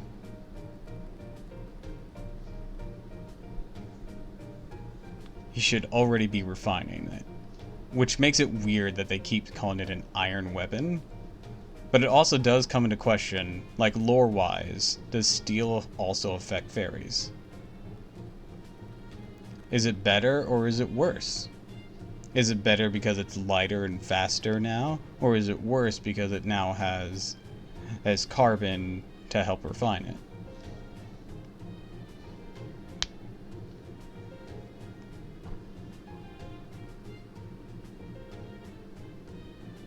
What do we do now? Ben's already started. We can save him. We save him, of course. Geronimo! Got it. Leave it to me. Luckily, everyone else seems caught off guard, too. So, 70 million more pounds should be more than enough. Let's start with $1 million, take it from there. Bidding starts at 1 million more pounds, 2 million, 3 million, 4 million, 4.5, 5 million. Lady Artoria's party is now in the lead with a bid of 5 million more pounds. Do I hear 5.5? What is my name? Don't you think it's much more exciting that way? Child of prophecy behind another child of prophecy. That's one for the history books. Oberon! That's 5 million more pounds going once. Going to 10 million. I hear 10 million more pounds. Things are really heating up now. Do I hear 11 million? Oh, crap, forgot. Let's see what's going. I'm out. 20 million. I'll bet 20 million more pounds. Enough of this 70 million. What are you doing, Artoria? Don't just lay all your cards on the table all at once in a bidding war. Definitely not one to hold back. 70 million. I hear 70 million more pounds. Sold to the party of 100 million more pounds. I don't know what kind of Nouveau rich clan you come from, but you have no business being here. The day someone like you outbids... Hold on, I want to guess this is Bulbasaur. 100 million more pounds. I don't know what kind of Nouveau rich clan you come from, but you have no business being here. A day someone like you outbids me is a day all Britain falls, so obviously it's never happening. Ever happening. Oh, yes, what you think? Okay, in that case, I'll bid 100 Getting 1 million more pounds over on land as collateral. Are you nuts? My land won't even bring in 10 million. Uh-oh, I'm afraid I can no longer make a call on this auction. What say you, Lady Marin? Which one of these buyers has the most certain purchasing power? Very well, step down, auctioneer. Difficult decisions like these are mine to make. Whether genuine or not, the fact remains the Child of Prophecy is the main draw of tonight's auction. Whoever buys him must demonstrate not just wealth but standing. So at this time, I'd like to ask both remaining bidders to please come to the stage. Oh, so that's how it is. I'm glad you understand how these things work, Miriam. No one has more standing than me. Looks like the new money headed for the executioner's block. Oh crap, we can call up the stage.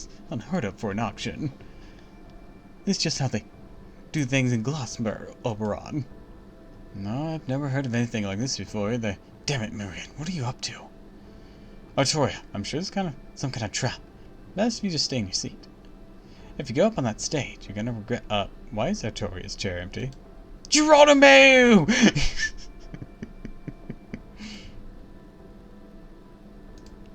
I'm afraid you're too late, Oberon. She's already took Terabasu's hand and headed for the stage. Damn it! Why didn't you just pick now of all times to develop an impulsive streak?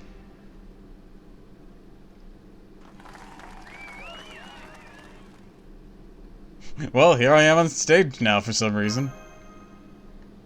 I need you to fall beside me. Please, I don't know how to do this alone. Then let's start with you, Lady Spinel. Or should I say Tomlin Tristan?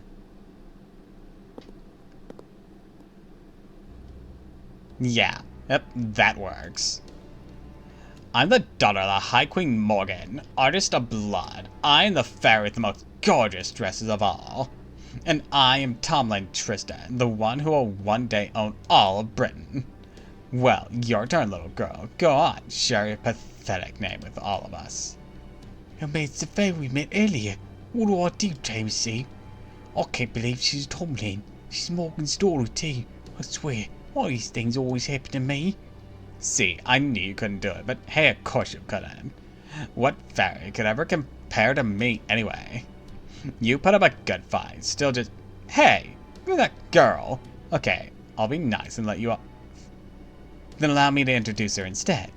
This fairy comes from the village of Tengel, will turn 16 this year. The miraculous child wields magecraft she taught herself, just like our queen did. Also managed to slip a dragnet laid by Woodrose himself. Please take a good look, everyone. This is staff selection she holds in her hand. Her name is Artoria. She's the genuine Child of Prophecy. Oh yeah, I guess it was a trap.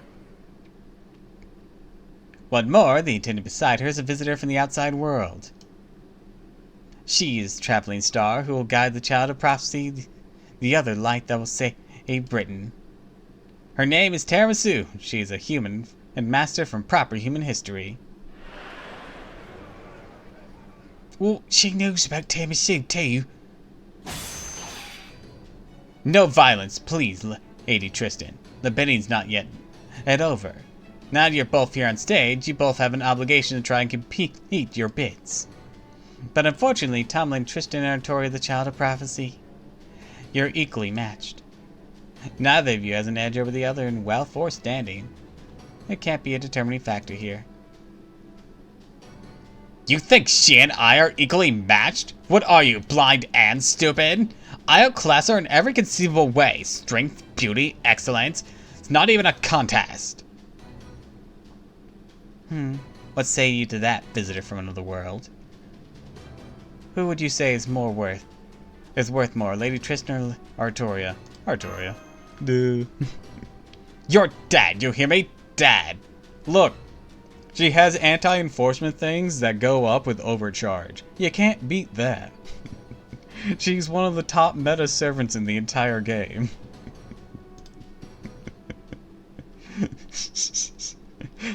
Mash. Who? Very well then, how about magecraft? Both of you practice magecraft, which is considered pretty useless in Britain. Magecraft itself might be nigh worthless, but fairies who use it are rare and valuable. And here we have two of them, the High Queen's own daughter and the Child of Prophecy. Since both these children are equally matched, perhaps they could settle this bid with magecraft. After all, they both consider magecraft to be something truly valuable. So sure, really a display of their magecraft will show what they both truly made of. So you want me to kill this little shit stain with just magecraft? Worked for me. I'll play along, just plan on ripping her apart sooner or later anyways. If you're the Queen's daughter, you probably get her up in a fancy castle and never wanting for anything, huh? There's no need why I'm losing to a papered brat like you. So what if you're a Tomlin? We country girls are a lot tougher than you think. That's how it goes when you eat fresh veggies every day of your entire life. The hell's a vegetable?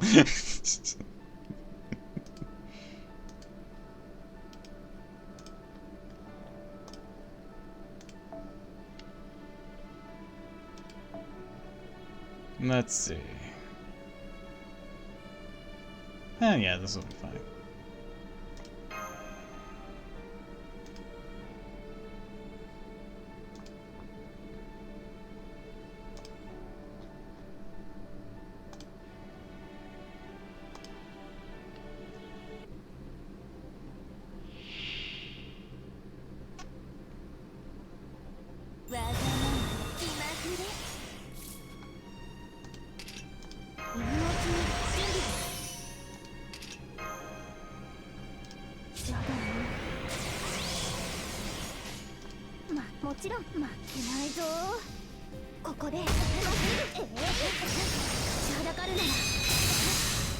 Sushi.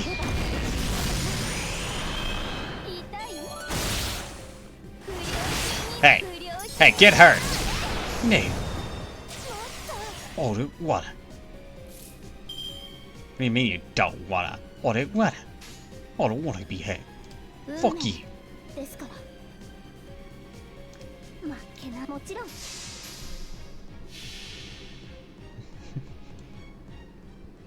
それはいつか来る兆しの星誰に呼ばれるまでもなくあなたは星をかざすでしょう He's to minimizing damage.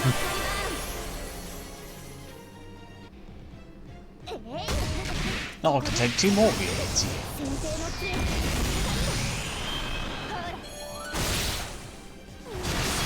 不良心 There, he finally took damage. Wait, hold on. What's going on? Hey, it seems very unfortunate for you. Not for me, though. You're stunned this time. Alright, やります let's try this new technique. Wait, hold on. Do, もちろ do, んやります do. There we go. 負けないぞふやっはじけて先生の杖 Hey, you're still stunned. That's weird. 今のうちに I'm gonna do this. 運 Boom, 命 boom, boom. やります Why am I so stunned? It doesn't matter そ to れ me. はいつか来る兆しの星 You couldn't hurt me anyways. 誰に Not to a significant degree. あなたは星をかざすでしょうアラウンドカリバーン Now then. Keep beating you in the face with your staff. ここまでやれば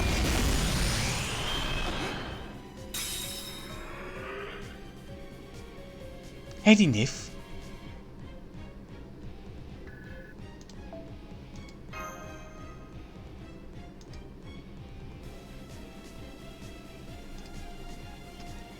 Steph Caliber! Nah, I gotta wait for a third ascension for that one. Where she actually does that.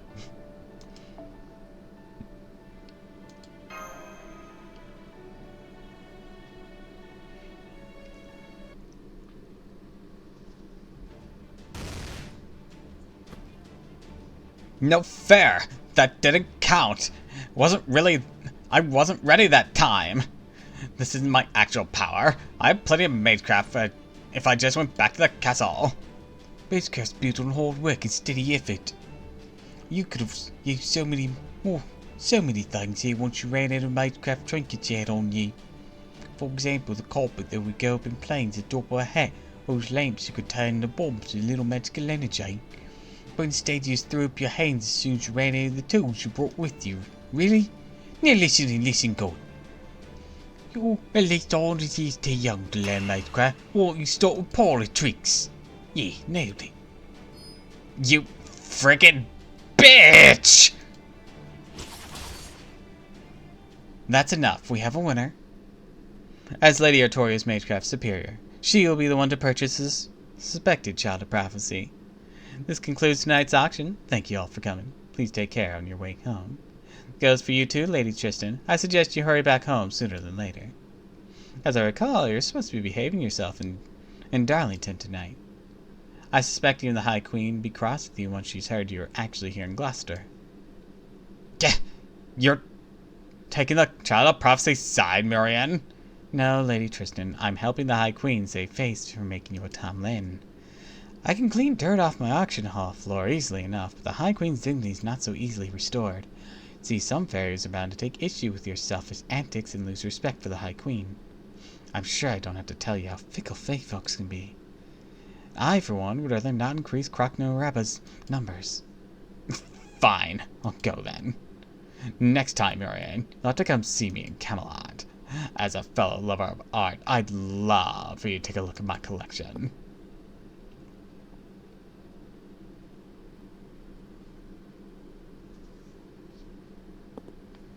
I'll just beefing with all the knights of the round table, aren't I?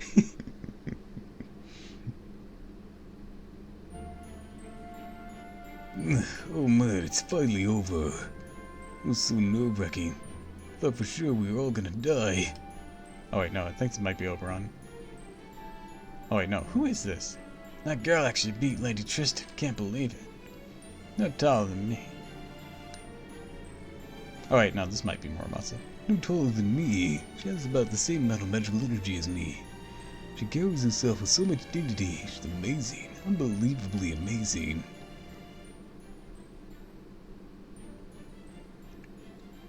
I had a voice coming from backstage too. So, now... Okay, so it wasn't Muramasa then, maybe. My nerves just caught up to me. Now my knees are knocking, my ears are ringing. Still, couldn't just sit back and do nothing. She's probably been a dozen times stronger than me. But the way she was acting when she called herself Tristan, just all seemed red. Yep, I never expected to run to a second Tom Lynn already. But hey, at least you won your Minecraft battle against her. And that was great. The only problem now is... I'm back to normal now. The cage is gone. How the hell did that work? Our newly freed compatriot, Muramasa. I didn't have time to tell you and Oberon this before, Toria. But while Muramasa here is also a spirit from the outside world, that doesn't mean he's on our side. He's a disciple of the foreign god. It means he's working against proper human history. So he's your enemy, Timothy. But then you call him Grandpa earlier. That's because he is a grandpa. Don't bother explaining. We've just had a few other run-ins, that's all. Ain't expecting mortal enemies with... Ain't exactly mortal enemies, these people. We ain't exactly friends either. We just keep running into each other, for better or for worse. Ain't that right, Tabasu? If you wanna fight me, I'll fight you. If you don't, that's fine too. I honestly don't give a shit. I'll even brew you a cup of tea if you like. If you want. Like they say, even chance acquaintances are divine accordance. Or divine ordinances.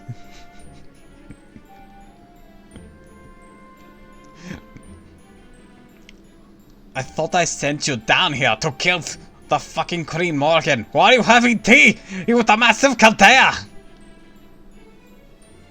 Don't ignore me! Oh, here's something. Anyways, I gotta say, girlie, between that staff and that outfit, that was a hell of a show you put on. You really nailed that last line of yours, too. Gotta say, you British mages are a real breath of fresh air.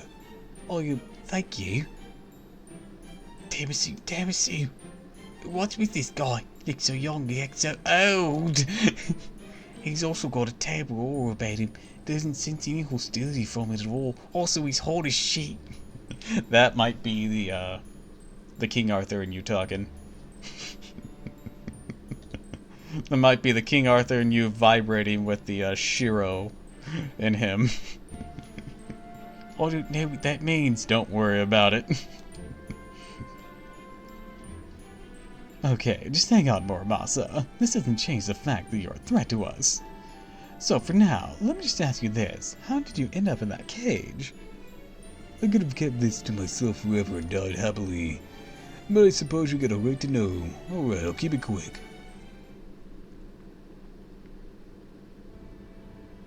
After you people left Olympus, the foreign god gave me a new order. Told me to infiltrate the British Lost Belt and take care of its king. She also said something about this place was still growing when it wasn't supposed to no more. Rasputin had his hands full with something else. We couldn't get a hold of Limbo. Oh yeah, he did. Oh, sucks to be him. So I made my way here and broke into the big castle at the Lost Belt Center alone. Those Doppel and Whatsit were so taken aback that I didn't have any trouble making my way to the throne room. I'm hungry. Want food? Sure. Get in the cage. Fuck. But just when I was about to take the queen's head, someone crazy strong flew in at me out of nowhere. I had class advantage and everything, or at least I would if I was still a normal saber. God damn it. Fucking alter ego. Fucking alter ego bullshit. Do you still have class advantage with alter ego? I don't have defensive class advantage. Oh. Next thing I knew, I'd been knocked clean out of the throne room. I tried to fight her off in the air. She just swatted me into a big hole outside the castle. She also punched a bunch of holes in my spear core in a couple of seconds it took before I fell into the hole. A normal servant would have probably died about, 12 times from that. But unfortunately the foreign god did something unnatural to my body to keep me alive. So I woke up later, still kicking. Once I was able to move about again, it took me 3 days to crawl out of that hole. I'd broken my sledgehammer during the fight, so I stopped by a village with a blacksmith. Spent another 3 days there fixing it. On my way home, I got lost in some weird woods and wandered around aimlessly for another 3 days before I collapsed. Then I spent another 3 days in captivity after these unsavory fairies found me unconscious near a road. After that, they sold me to the strange city, where I spent the last 5 days talking and showing off what I can do with a forge. Mirren's just like, please, take him for free. Get him to shut the fuck up. I don't understand what he's saying. So there you have it. Embarrassing as it is, still ain't done nothing of note here. You're kidding? Just making it to Morgan's throne room is incredible. In 2,000 years the heir of the High Queen, no warrior's ever made it all the way there before. Yeah? And you're an experienced smith too. Catalog say you can make anything. Well, yeah. But you're still a bad servant, huh? I guess we'll just have to kill you here then. Pulls out a gun. So I guess you gotta die. Where'd you get a gun? Davis, you gave it to me. Didn't explain much about it.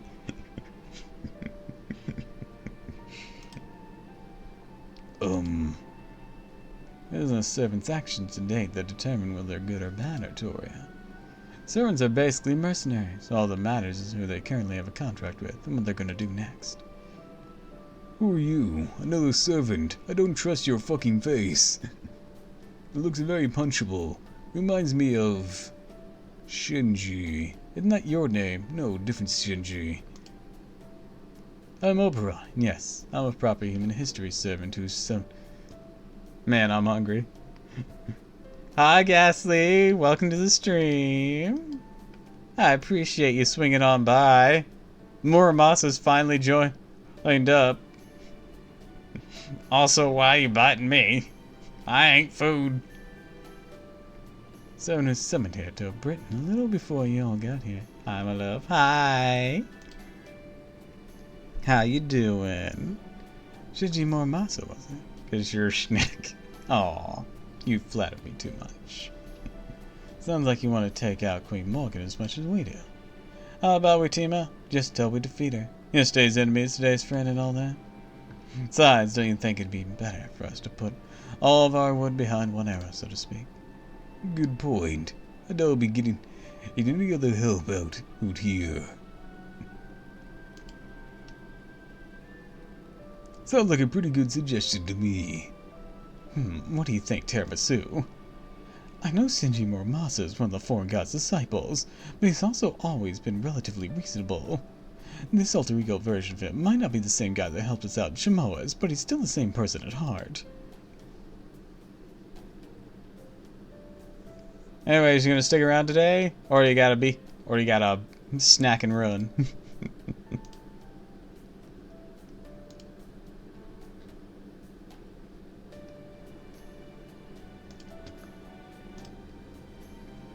I don't think he's the kind of guy to go back on his word. I'll be around for a little. Awesome. It'll be nice having you around. I'll be thrilled to have his help. What about you, Artoria? You want this old guy to come with us? I love that. Blacksmiths are never bad people, you know. Putting Artoria's curious blacksmith fangirling aside for the moment. Once again, I'm telling you, Da Vinci. It's the Artoria saber in her resonating with his Shiro pseudo-servant thing.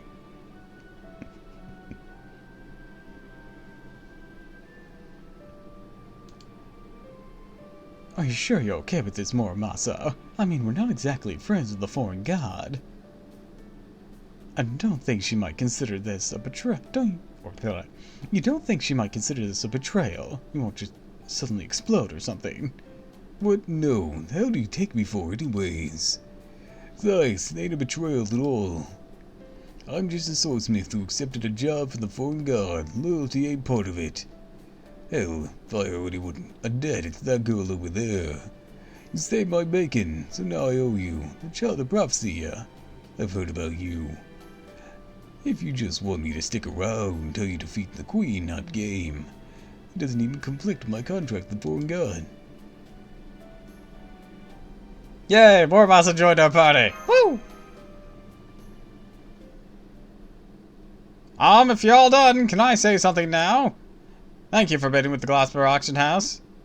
Now then, our proprietor would like to extend our congratulations on your purchase while we take care of the financial side of things. Yippee! So, if you'll please come with me, I'll take you to Lady Murian, Lord of Gloucester. She's expecting you at our mansion.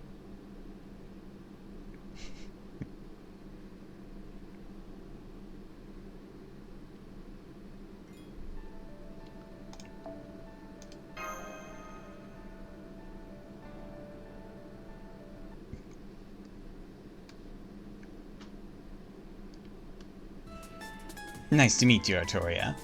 And you visitors from proper human history. That was such an exciting battle. Now I know what the next hot trend will be. I'll call it convenient necessities you can make yourself. Simple, fulfilling mazecraft items for good luck.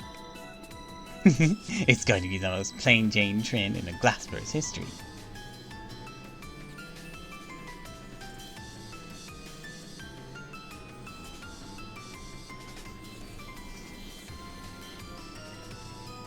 I appreciate your usage of spats, but you are child-sized no matter how old you are. Well, not just child-sized, you are child-shaped. Oh, did that not go over too well? I figured there was no way a bunch of broke-ass, powerless, small-time fairies and humans wouldn't be feeling nervous after being summoned to the home of the most charismatic producer in all of Fairy Britain. So I thought I'd offset the tension and make sure you liked me by greeting you a little more cheerfully than I usually would. But I guess this just goes to show why you shouldn't be too quick to leave your comfort zone. Then again, you do only get one chance to make a first impression. Marion is small. Also, she looks a Sakura-like. And she's giving me serious BB vibes. Yes, hello, I'm Murian. I don't need to keep going, right? Anyways, it's a pleasure.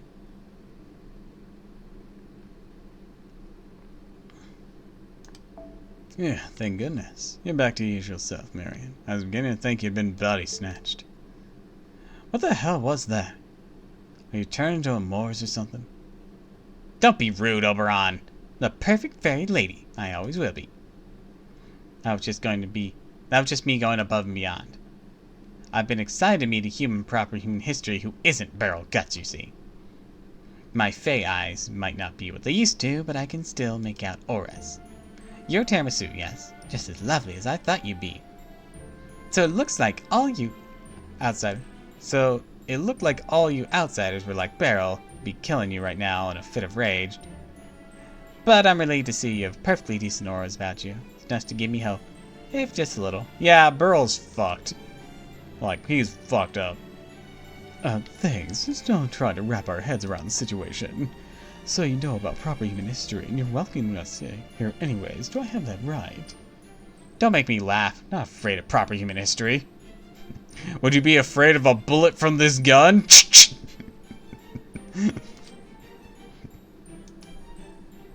I'm sorry, it's not quite right. It's not proper human history that worries me. It's you Chaldeans. What I've been told, you've been to all sorts of other worlds. So first of all, I'm going to learn for myself exactly what it is you plan on doing in Fairy Britain. Though I already have a pretty good idea, thanks to what Muramasa told me. Muramasa, you told her about us. Hey, I never dreamed we're gonna end up working together. Pins the bullet. At the very least, it will still hurt, regardless of its composition.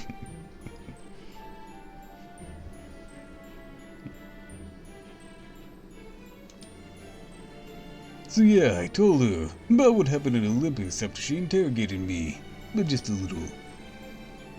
Interrogated you? Is that how you saw it? Here I thought it was a lovely tea party. I mean, I suppose I might have had a teensy bit of trouble containing my excitement. After you told me all those fascinating things about the foreign god, the dream of infiniteness, the cryptors, and the alter egos, but even so. You call that teensy? So, is it not true that the winged client's the most mild manner of all the fairies, then? Use iron bullets in the face would be screwed. Man, that sounds so expensive. I mean, bullets in general can be expensive. But if you like wanted to wipe out all the fairies and you required iron, because I'm sure there's other things that could take them out, but like if you required iron, that'd be so pricey. At one point you're just like, can we just like take an I-beam and start whacking them with it? Save us time and money. Well, maybe not time, but it would save us money. No, they are. At least they used to be. And then But there aren't any mild-mannered wing-clad fairies left anymore, not after... Oberon! Alright, sorry, didn't mean to interrupt. Please go on, my fair butterbur princess. It's okay, Oberon. You didn't interrupt me. Muramasa did. Tiramisu, I just want to make sure of one thing. You do mean to leave this lost battle alone, yes? Your business here is only with Queen Morgan, since she was foolish enough to go after Olympus. And Chaldea has no intention of attacking Britain itself. Look me in the eye and swear that. I wish I could, but I can't, at least not right now. I see. Not the most eloquent defense, but a well-considered one. Look, we need Rongo Myriad, and we'd really like Morgan to not fuck up the outside. If we could get those two things, we could fuck off.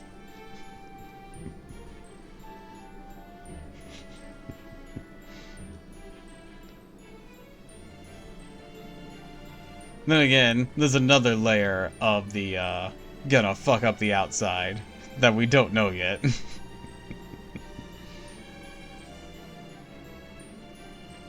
So you're still trying to figure out who your real enemy is? What it is you hope to acquire here? I understand you haven't even met Queen Morgan yet? Of course you can't make a final decision now. Hey Oberon, can you check if this bullet's iron? What? I got it. Get some iron dust, mix it in with water, then pour the mixture into a spray bottle, spray all the fairies like they're cats. Down, Tristan! Down! Bad Tristan!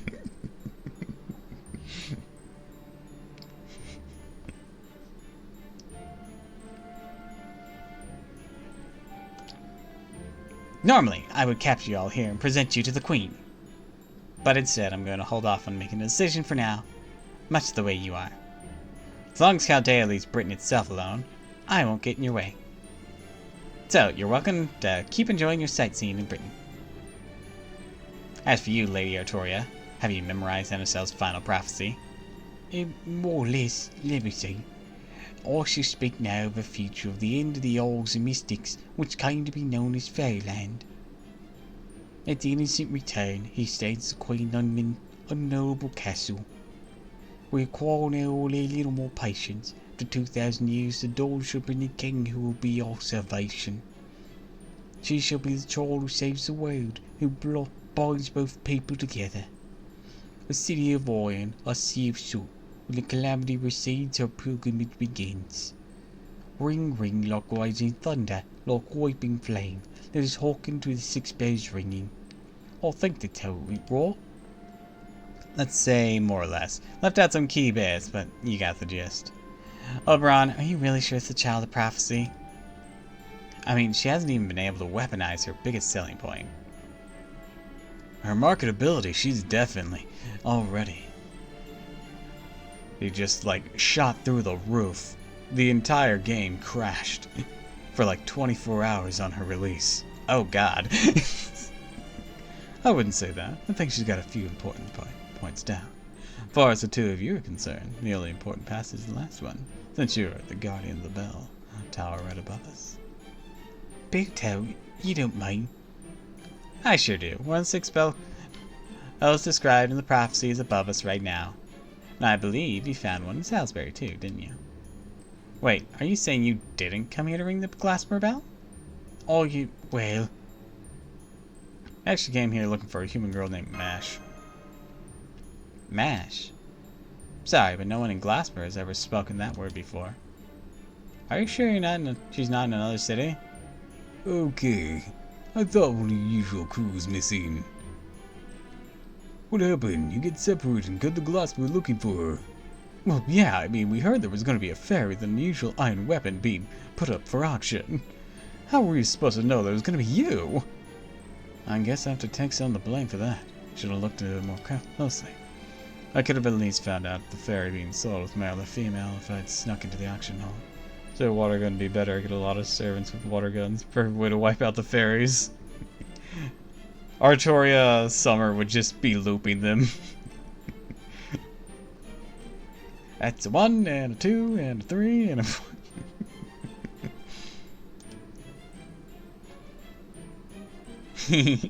As if you could pull that off. My actions are extremely well guarded. Not even an ant nor a single drop of blood could get in without detection. Good point. After all, it's been a few hundred years since you established your doctrine. Maybe objective is a better word. That nobody's allowed to use violence in Glasgow, hasn't it? But anyways. Let's get back to the bell, Murian. How come you're being so cold to Artoria, even though you believe she's truly is the child of prophecy? Be honest, I'm disappointed. Queen Morgan may be a great ruler, but she's extremely cruel. It's not just the annual existence tax, it's the way she treats humans, how she oppresses every fairy who isn't part of a clan, the way she fails to handle the calamities, the way she monopolizes the flotsam, the laws that keep our society a pale imitation of human civilization.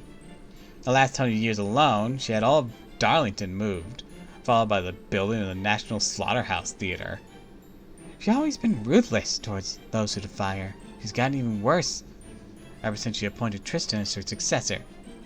There was a time when I thought she'd be the ruler who would finally rid Britain of the calamities. But now, she's a witch intent on turning Britain into her personal plaything. That's why, we've been waiting for you, Lady Artoria. You just don't look the part. Can't see you beating the Queen like this. It'd be one thing if the other clans were on your side, but either the Earth Clan or the Wind Clan would be willing to make a move as things stand now. And you're not going to show us the Glasper's bell then. Not now, at any rate. I'm the Lord of Glasper. I have a duty to keep it safe. If I were to lend you my support now, Lady Artoria, it would be seen as an act of revolt against the Queen. Not even my Fey domain would keep us safe if that happened. If we wanted to, Queen Morgan could easily dispel it. So please, please come back to Glassbur again after you have grown stronger. I don't care what form that power takes. Could be connections or magecraft or funding. Take anything as long as it leads to a way of defeating the Queen. Remember, Artoria, you're the faithful Star of Hope. The chosen child of prophecy will save Britain from its long twilight. So no pressure or anything. I have to get stronger and come back. That's right, so I hope you please do your part to help her, Tiramisu. You're an old hand when it comes to beating up bad guys, right? I mean, it sounds like you've done a lot times before. Okay, Miriam, I get that you're not our enemy now, and I'm grateful for that. What I don't get is why you go to all this trouble to help us. Even given what you already know about us from Muramasa, we're still outsiders, who is, in some way, poses as much threat as Queen Morgan. Yet you already seem to have a deep trust for Chaldea, rather for Tiramisu, and that just doesn't add up. Is there something else you're not telling us? Something I'm not telling you. Of course there is. In fact, it's the perfect time to introduce her. As you may have guessed, I had other foreign guests who told me all about Chaldeans. Come on in, Lady F. Let's say, I think her true name was... Quainskaya. Tominovich Quainskaya, Princess. Nice dress. Good day, my dear Chaldeans. I'm so glad to see you all doing so well. Yet another new outfit that we can't have? Stop that, Tiramisu, please, calm down. Didn't I already tell you I won't abide violence in Glassmer? That's not what I was going for. Give me the Spiritron dress, damn it. I need them. I need all of them. Besides, she's an important guest of mine. Business partner, really. She means Britain no harm, has no intention of interfering with Chaldea either. After all, under most circumstances, she wouldn't even be here now. The only reason she's still here is because I insisted she stay after she tried to leave. Why did you do that? Because she's an excellent bodyguard. The shame she's so money-grubbing, but her combat prowess more than make up for it. I especially love that she can hold her own against the Moors. That way I don't have to bow and scrape to the Fang clan or the Top Men. I see. I was told we lost contact with you after you took Beryl Guts off to who knows where. Or Maureen is modeled after one of the BB's. And is modeled after one of the BB's alter egos. Ah.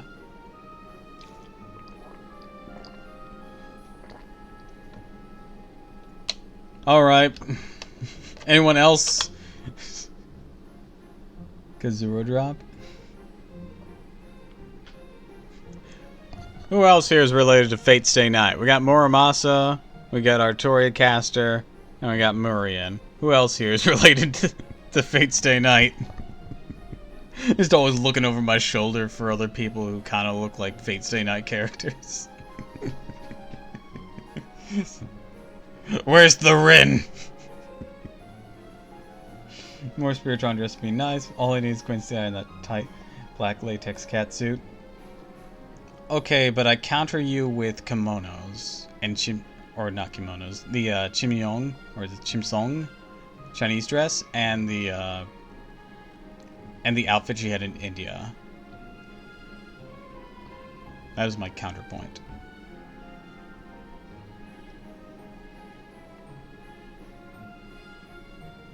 I definitely don't have a fetish for that kind of outfit.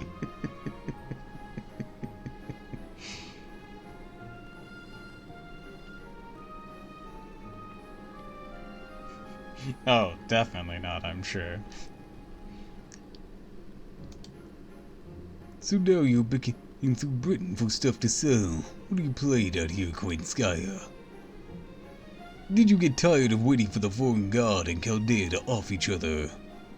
Decide to show your true colors now that the foreign guard's shown up. Oh no, nothing like that. The foreign god and I are still in equal standing, you see. I'm still not sure exactly what the god is, But I'm sure our contract clearly states that neither of us will interfere with the other until our goals have been achieved. I mean, she's Olga Marie. Suffice to say, I've never been in the same position or shared the same perspective as you three alter egos. You, Lord Rasputin, Lord Limbo, are all servants summoned by the foreign god. I'm a servant who manifested under her own power, so I'm free to do whatever I like. I'm only staying here now because Lady Muriel, those proposals so appealing. I have no interest in this British lost belt, or in you Chaldeans who are apparently determined to get yourselves killed by sticking your nose in where they don't belong, or in whatever Queenie is up to, or in Fairy Britain humans, or that matter. I do hope I've made myself clear. So what have you been doing here up till now? Why, stocking up on new merchandise, of course. I've been filling my metaphorical ladders with all sorts of rare delicacies unique to this land of the Fae. Every other lost belt's either been on its last legs or had meager offerings, or secluded, or something out of science fiction. Honestly, none of them really had much to offer, but Britain's a whole other story. The creatures here are equal parts unique, adorable, and vicious. They're just the sort of models I was looking for, the kind that can use to strike fear into all humanity. Please don't rile them up, Quinskaya. We were just coming to an agreement. I swear, why do you always paint yourself in the worst possible light? You have so much beauty to offer, both inside and out. I expect to be working with Chaldeans in the future. Please do your best to get along with them, okay? Oh, very well. That's what the client wants, what the client shall get. So on that note, Lady Tiramisu, Lady Da Vinci, I know we've had our differences in the past, but here in Britain, we're both on proper human history side. Are we? Are you?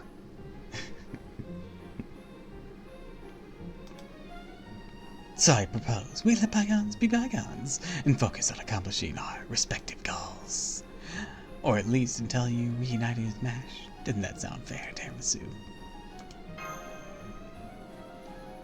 You're not wrong. At the moment, you don't need any more problems than we already got. If you're willing to leave us alone, we'll do the same. And for you, If you ask me, we should cut her down. Now and be done with it. But I guess we couldn't get away with that in front of Murian anyways. I don't really know this lady, so I'll go along with whatever you all think is best. A wise decision, everyone. Very well, then. I'll continue to enjoy my latest pleasure trip herein. Well, I, for one, hate your guts. Don't worry, we hate you too, Oberon. It's Oberon, right? I'm sorry, I didn't quite catch that. Shut up. Don't talk to me. Every word you speak feels like it's rotting my ears. Miriam, I'm saying this for you, as your friend. That thing is an abomination. Your trust is completely wasted on her. I'd wash my hands for her now, if I were you.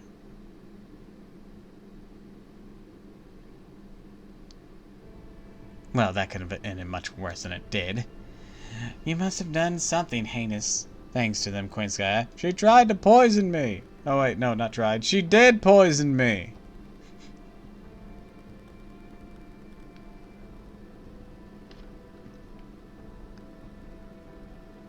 There's a lot of other things, but that's one's the most fresh in my mind. Oh, absolutely.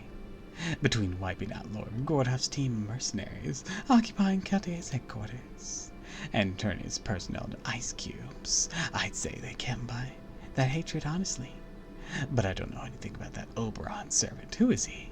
He doesn't seem to be from Fairy Britain. Oberon just showed up in the West Force about 2 months ago. He has a heroic spirit from proper human history, and yes, that makes him a servant. Anyways, he likes to call himself the Fairy King and usually spends his time performing shows in cities around Britain. I got to know him before when he first came to Gloucester. At first, I was thrilled to have found a fellow Wing Clan fairy, since he looks so much like one, but... I'm sorry, I don't know how to tell you this, but it'd be dishonest not to say anything. I know it may look like a wing clan fairy, but I'm not. After all, your clanmates are already. But hey, never mind that. You're Lord of Gloucester, right? Then please, I need you to give me an unsecured loan. The fate of the whole world depends on it. So I did. Then he spent it on hookers and blow. Well, as you say, he's a very bright, cheerful character. More of a jester king than a fairy king, really. He's also the one who told me ahead of time that Child of Prophecy would be coming here.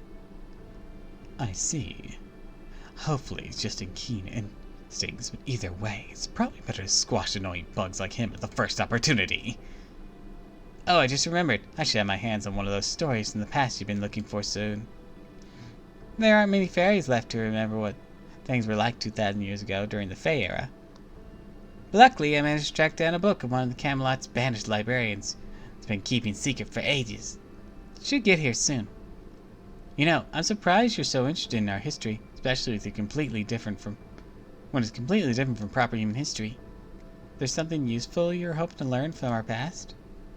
Oh yes, absolutely. My objective is to find demonic beasts that don't exist in proper human history, but then to work for me. I have the ability to replicate furry creatures of any size and shape and incorporate their data into my body. Though unfortunately, I can only command up to 9 big ones at a time. I originally came to Britain to secure a 6-tail. But now I'm staying because I'm fascinated by the story of how Fairy Britain came to be. I'm only sorry I'm unwittingly caused you to dip into your fond Lady Miriam. Oh, don't worry about that. I used to be quite the avid researcher myself before I became the Lord of Gloucester. I used to spend hours holed up in the library against my father's wishes, absorbing the legends of Isaac. I was a total bookworm. I used to tell the Queen, let those barbarians torch the whole place. And then, are you going to revolt against the Queen once the Child of Prophecy is grown stronger? No way. Hope of all Fey folk? Britain's savior? While I never had high hopes for the Child of Prophecy to actually bring an end to Queen Morgan's reign, I'll deny I'll occasionally entertain the possibility. But now I found out she's nothing more than some pathetic common fairy? Magical energy's average. She's neither especially beautiful nor large. She doesn't even have her own Fey domain. There's no way a fairy like that could possibly save anyone. I should have known the only one I can really rely on is myself. The shame I ended up letting Cynthia or Masa go after all the time I put into him. Long as I have you helping me, I don't need this so-called Child of Prophecy at all. So I think I'll just use Caldean the Child of Prophecy. Ideally, I'm hoping that disgusting human maid actually managed to take down one of the Tom Lin. Just one of them falls, there'll be nothing holding back Crocton and Rabba back anymore. Queen Morgan, Crocton and Rabba, the Child of Prophecy, and Tiramisu. No matter who's left standing, I'll have plenty of game pieces to play with.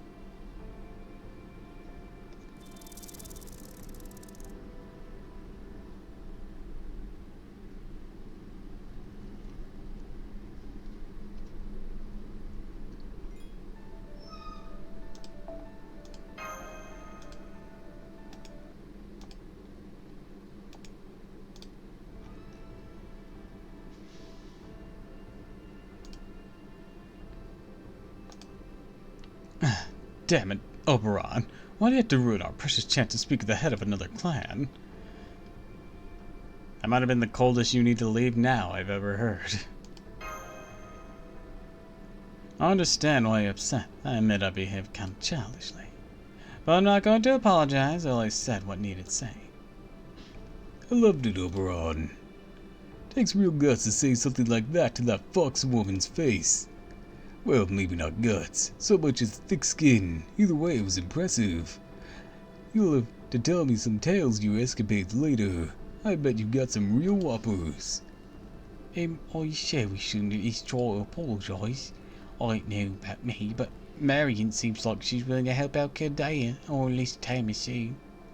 Oh, don't worry about that. Marion never had any intention of helping us out. Really?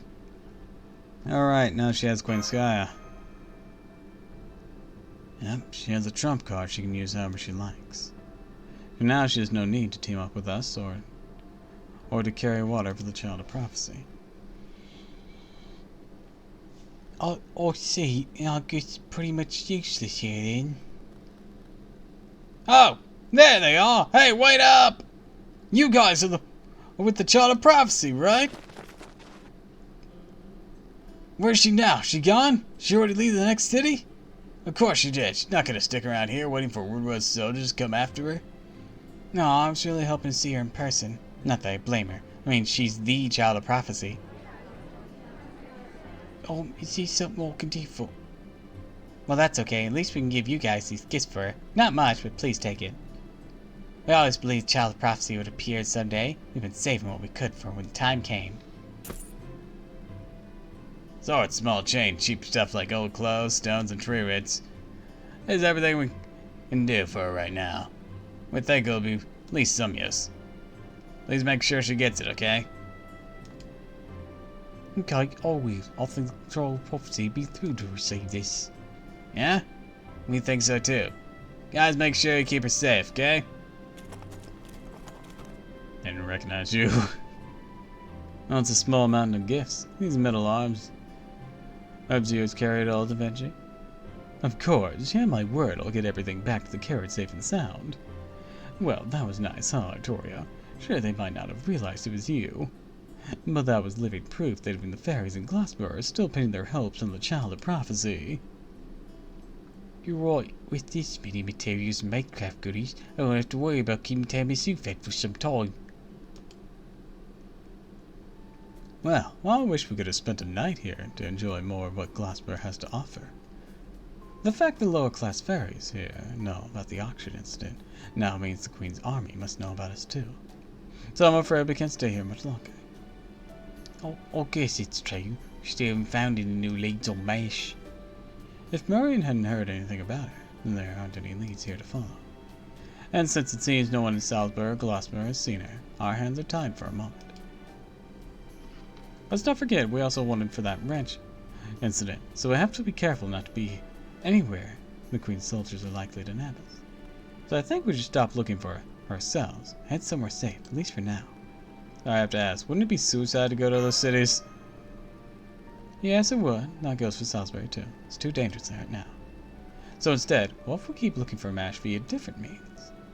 You guys can lay low, and in the meantime, I'll go around to different areas looking for information on her. Just because you guys can't look for her now doesn't mean I can't, after all. Give me 3 days. I mean, and I should be able to find out all the latest news in Britain. After all, we know where to go next. Thanks, Oberon. No need to thank me. Can't deny it's not the most proactive method after all. So we'll be camping out for a while, huh? We'll have to look for an out-of-the-way campsite. Don't worry, I'm good at pitching tents. I can also put up different bounded fields we need to keep undesirables away. Really? It's great to hear. We won't need any of that this time around. Oh, now I see. Sorry to steal your thunder, Artoria. But we really need to play it safe here, so I'm afraid you'll have to wait for another time. Alright, let's get going to my secret base. See that forest over there? Past the western hill. That's the Welsh Forest. The place has long been abandoned by fairies and humans alike, where old dried up things go to rest. And it's the personal domain of yours truly.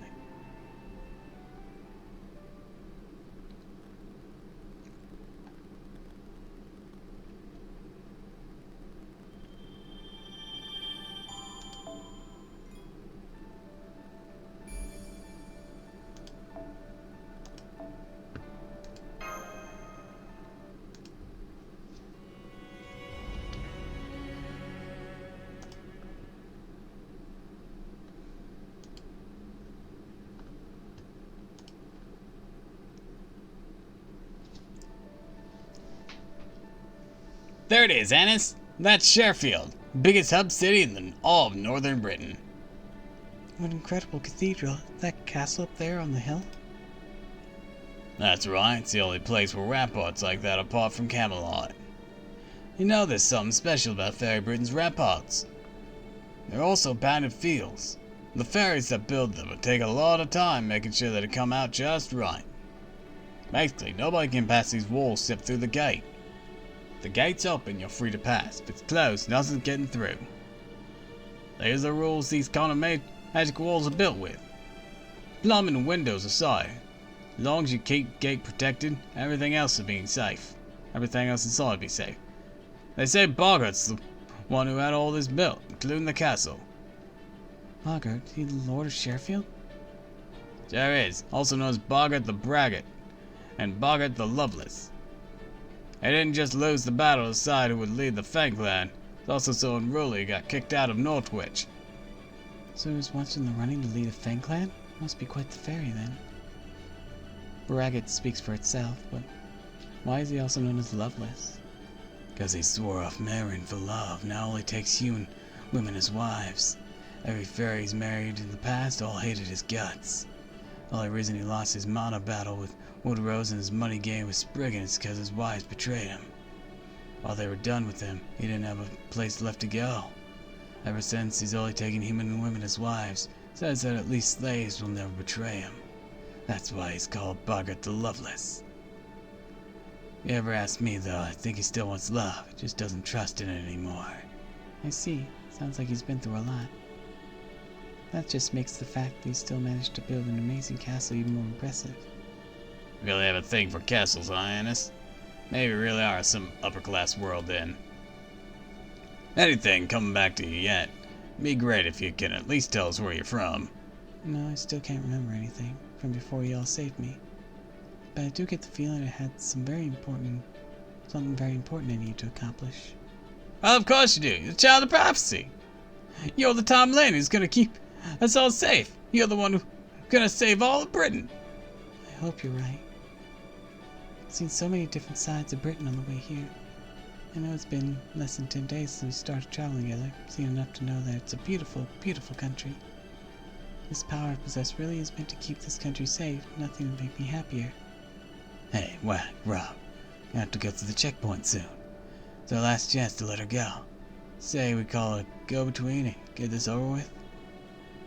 Oh right, yeah, it's probably not a good idea to go into Sheffield right now. Then again, once we come this far, it wouldn't hurt to stick together a little bit more, right? Aren't we gonna introduce Ennis to Boggart, Rob? Then of course we gotta go to the castle. Fine, just do whatever you want. Only started being merchants because we couldn't cut it as thieves. Kind of merch was always gonna be too rich for our blood.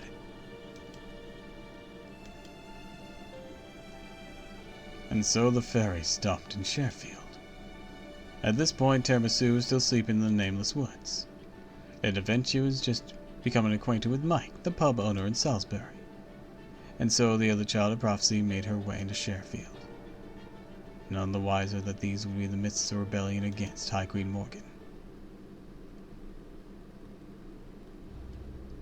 That little girl's the child of prophecy. Yes, Mr. Boggart, sir. We're sure of it. She's got iron armor, an iron shield, and dangerous-looking iron pipe. She's strong enough to smash boulders. Please, don't ask us where she came from. That's her secret to keep. We're positive Annis here is the child of prophecy, who's gonna save Britain. We're hoping you'll treat her well and appraise her accordingly. Idiots, do you really think you could pull one over on me? That girl is no fairy, she's a human. Huh? Annis is human? You're joking, right? Right? She's got just as much magical energy as a fairy. Besides, no human could possibly be that strong. Not necessarily. It's very rare. But there are some humans who are also fearsome warriors. That girl does smell like a fairy. She also just a whiff of human about her. You must think I'm a fool if you really believed you could pawn such defective merchandise off on me. Here in my city of Sheffield, liars are no better than criminals, and fraud is a crime punishable by death. Guards arrest these merchants and have them hanged, and throw the girl in a prison cell. Yes, sir. Save us, Annis! Get wrecked! Ah! Sorry, but please stand down. Also, Rob and Wag are not liars. Can't remember anything right now, so I don't know if I really am a child of prophecy or not. But if they believe I am, that's what I'm going to be for them. You're going to treat them like criminals. I insist you treat me like one too. That was the plan. Annis! How is that girl so strong? Get the thing! Soldiers over here! Too much for us alone! What do you do? Whatever you do, keep Lord Boggart safe! Hold it. No need for that. This girl means us no harm. It seems you weren't pulling a fast one after all. Very well, I'll hear you out.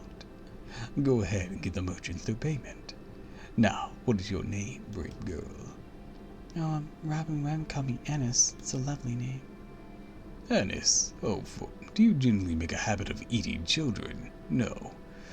Then forget about going by Annis. You there are any guards who can still move? Yes, sir. The others are still numb from the earlier attack, but I think I'm more or less recovered. Take this girl to Habitrot's tailoring workshop. And once she's there, she's ready, take her to the royal chambers. Never seen a woman like this one before. While I'd rather she had more meat on her bones, the attack of us was a sight to behold. Today's your lucky day, girl. You'll be my partner tonight. Once you cleanse yourself, you're to wait for me. My arrival this evening. My 62nd bride. That's a lot. That is a lot. You're taking Ennis as a bribe? I have no idea what's happening. And so came to the fairy, who would serve her as her final bastion, the workshop of Habitrot, the ever-cheerful fairy, beloved by everyone in Sherfield. Habicat! Habicat! Please don't be mad. Habicat! Now you already got a lot on your plate, but Lord Boggart has a new job for you. You think pussyfooting around will make me say yes? I already told you not to bring me any more work. I didn't come here to stitch together armor and spears and bags. Came here to sew dresses, damn it. Do you have any idea who I am? I'm Lady Goddamn Habitrot, the greatest dressmaker in all of Britain. Excuse me. Boggart said I was supposed to get changed here. Right. Habicat, did you finally lose it? I mean, you've always been kind of a mess, but... Alright, finally a job worth doing. At least my waiting is paid off. Don't tell me, Boggart wants to make this girl an outfit, right? I'll have it done in less than no time. You just look at how cute she is. That settles it. I'm making her my bride. Bride? Does that mean I'm going to be marrying you? Marrying her and Boggart? Don't pay her any attention. The fairy's always been a little off. Just showed up not too long ago after we started looking for a fairy who can make bridal dresses. She's definitely good at her job. She's also pretty, well, weird. Old-fashioned? Unflappable? I'm still not sure she fully understands we're rebelling against Morgan here. So, she is good at her job. Always claiming she's a friend to all brides or something. That's me. I'm Habitrot the Spinner. Professional streamstess. This fairy is all about helping blushing brides before their big day. Never mind that. I'm all set to get started. So let's take your measurements. Hey, I wasn't talking to you. Go on, get out of here. Give us some privacy. Tell Boggart he'll have to wait another day. Always thinks things take less time than they do. Got it. How about some milk? Should I bring some by later? Of course, I deserve a reward for all my hard work, after all. Don't forget to heat it up. Hi there, young miss. It's okay. You don't have to be scared. This is all happening so fast. You must be totally bewildered, huh? Well, don't worry. I'm on your side. After all, I'm Habitrot, friend to brides, bright futures ahead of them everywhere. No more stuffy armor for you. I'm gonna make you the best dress ever. Oh, thank you, Habicat. I'm Annis. Oh, right. Boggart said I'm not supposed to use that name anymore. And is Annis the name of someone special to him? Annis? Huh. Yeah, that's definitely not a good name for you. There used to be a scary fairy called Black Annis who went around abducting and eating children. You don't need a name like that. Let's see. Pardon me. Ah, I knew it. I'm gonna call you Mash. You're alright with that? Oh, I hate to say goodbye to Annis, but Mash sounds fine too. Why do you pick Mash? Because it's written on your shield. See? Right here, on the inside in chalk. Oh wow, you're right. Such big letters too. Can't believe I never noticed before. And you're so you're responsible enough to write your name on your things, but then you forget your own name? That's funny. So she regained her true name, but only in the most superficial sense. It would still take some time before she returned to being Mash in both name and soul. Okay, now your measurements are all done. Time to get to work. Oh, do you have any preferences when it comes to color and stuff? I know your armor's mostly black, but I bet you'd look great in white. Habitrot began happily cutting away with her scissors.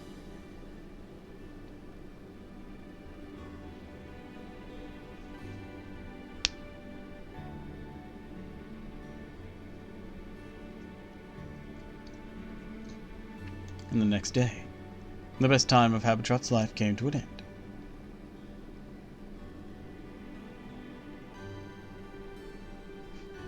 Mash. I thought the shield's name was Mash. I've heard of naming swords, but naming shields? That's weird.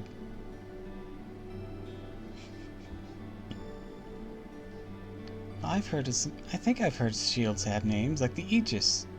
Oh, good point. There, all done. Open your eyes now, Mash. Go on, take a look in the mirror. Alright, now where's our Spiritron dress for this? Do it, you cowards! This is wonderful, Habicat. I love it. Easy to move in, warm, so very soft. Almost feels like I'm wrapped in stars. Can't believe I'm getting such a lovely outfit so soon after I got here.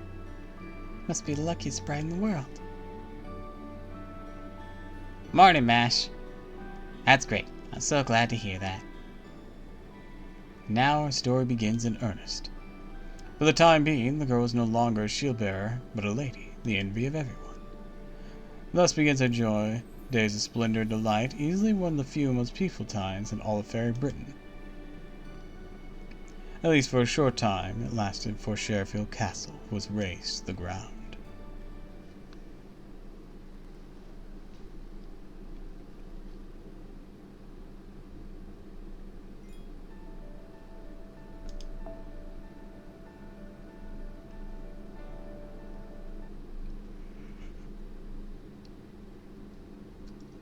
I'm gonna Dangerous Speed Spiritron for Mash for reasons.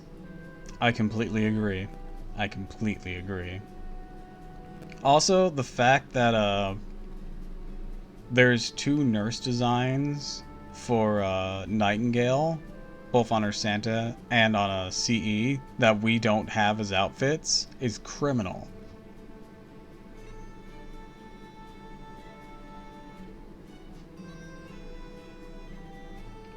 From the moment the first rays of morning light lit the sky, Sherifield Castle town was abuzz with excitement. Overnight, rumors of the Lord's new lady, the knight in iron armor, had spread in a flash. They said she was more than a match for both the black dogs and Moors. She was even stronger than Boggart himself. More on that later. Did you hear about our new lady yet? They said she even sent Lord Boggart flying. He was stood a blow from Gawain. Isn't that amazing? Marshal Gibraltar here says she's a child of prophecy. If that's true, he might actually be able to go back to Northwich. Oh yeah, took a peek at her in the castle yesterday. Definitely a real child of prophecy. Can tell she's no ordinary fairy. Just something different about her. I thought my heart was gonna melt when she smiled at me. Might even be much of a beauty as Lancelot. Hey, hear that wagon winking? Whole town's talking about Mash. And Boggart paid us a boatload of cash for her. All set for winter this year. Too bad we can't see Mash anymore, though. Didn't think she was gonna live in the castle. Thought we'd all be together forever. Don't be stupid. Just gonna be patient. Boggart's bound to get bored of her eventually, and when he dies, we'll take her to Edinburgh. Yes, no crock and rubber. Up north would pay even more for a child of prophecy. Oh, come on, not you too, Rob. Well, I can understand, but you? Mash is just merchandise. Now that we've sold her, that's it, we're done. Nothing tying us together anymore. I said we leave Sherifield before it's too late. The longer we stay, the harder it'll be to make our escape. Escape? Why do we gotta escape, Winky? We got money now, right? Are we gonna stay here till spring? Yeah, Mash protected us. I never protected its strays like me and Wag before. So we're gonna stay here until we return the favor. But if you wanna go, Winky, you can go. You don't like us strays who drifted here. You're actually from the land of the Fae. You're way smaller than us. Be fond of you no matter where you go. You're giving me way too much credit. The more clever some twisted bastards think they are, as capable they are of changing what they believe. So, just so we're clear, I do not believe you're actually the child of prophecy. The only reason I'm letting the townspeople believe different is that it suits me. And let me be clear about one more thing. You have no right to voice your opinion here. I'll need more than power if I'm going to defeat Morgan. I'm going to need the grace and dignity of a king. You're no more than an ornament to that end. All you need do is stand by my side as my beautiful queen. Yes, Lord Boggart, I'll conduct myself with the dignity of a queen worth of Sheffield. By the way, did you sleep well last night? Very sorry again for how brutally I reacted. Oh, that, I don't even have a scratch on me. Don't worry your pretty little head over it. Now then, guards, I'm going to see how our soldiers' training's coming along in the barracks. Keep an eye on my lady. Make sure she doesn't escape or leave the castle at all, for that matter. Yes, Lord Boggart, leave it to us.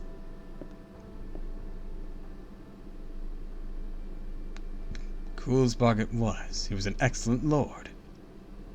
He spared no effort gathering mercenaries, training soldiers, and reinforcing his ramparts in preparation for the inevitable battle against High Queen Morgan's army. He made sure his army would be strong, because he was sick and tired of losing. Although intentionally driven by fear of failure, at this time Boggart was still regarded as a good ruler.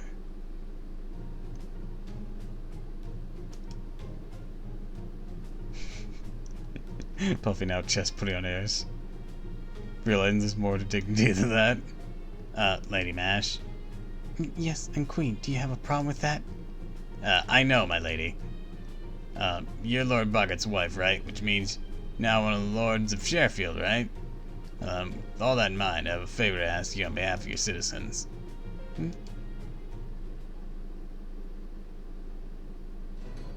We've been getting a lot of eyewitness reports of Moors spotted in the western Sheffield. According to the merchants who brought you here, Moors have no effect on you. Fen clan does have more resistance to Moor poison. The other clans still hurts like hell.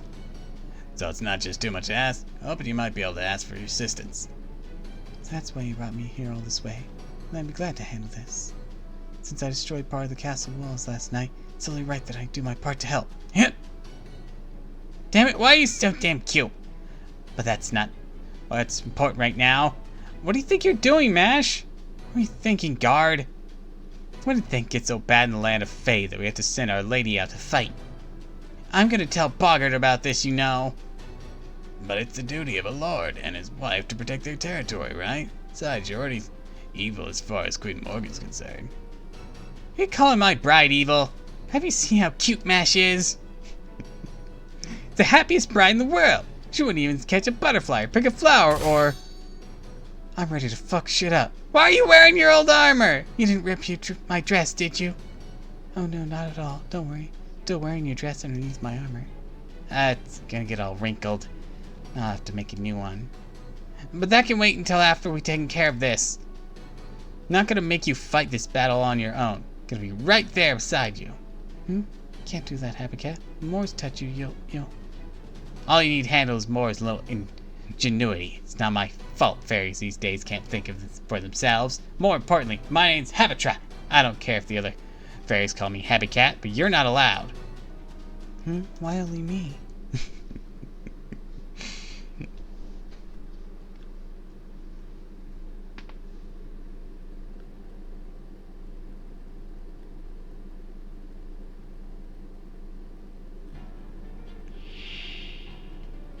We're gonna fuck shit up. Yeah, let's fuck shit up. Also, level 100. What the fuck?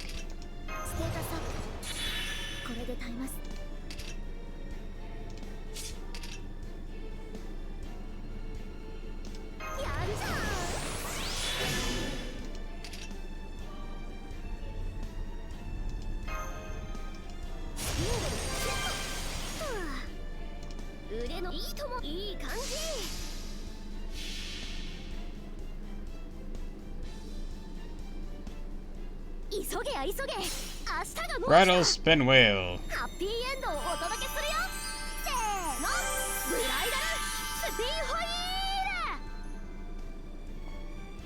ルこれ使う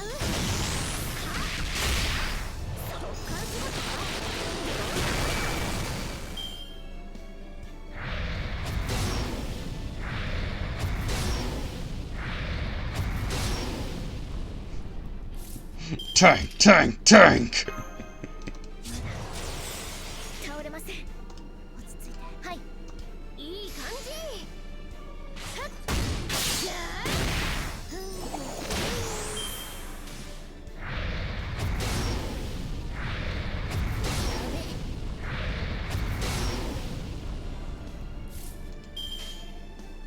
新名了解。いいよ。押し切ります。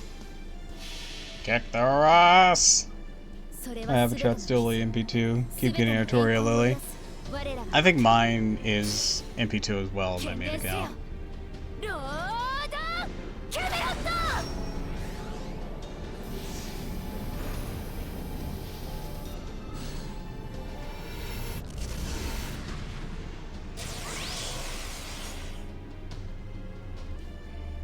ターゲット。 I've gotten so much Artoria Lily. I kind of wish you got rare prisms from her. It'd be nice. Sadly, no.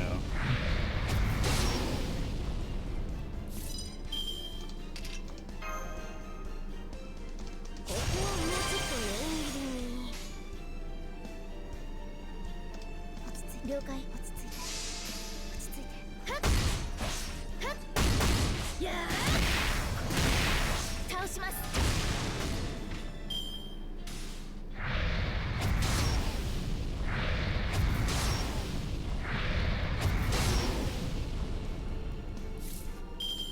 Love how tanky はい。 this smash is. やー。はっ。やー。倒します。やべ。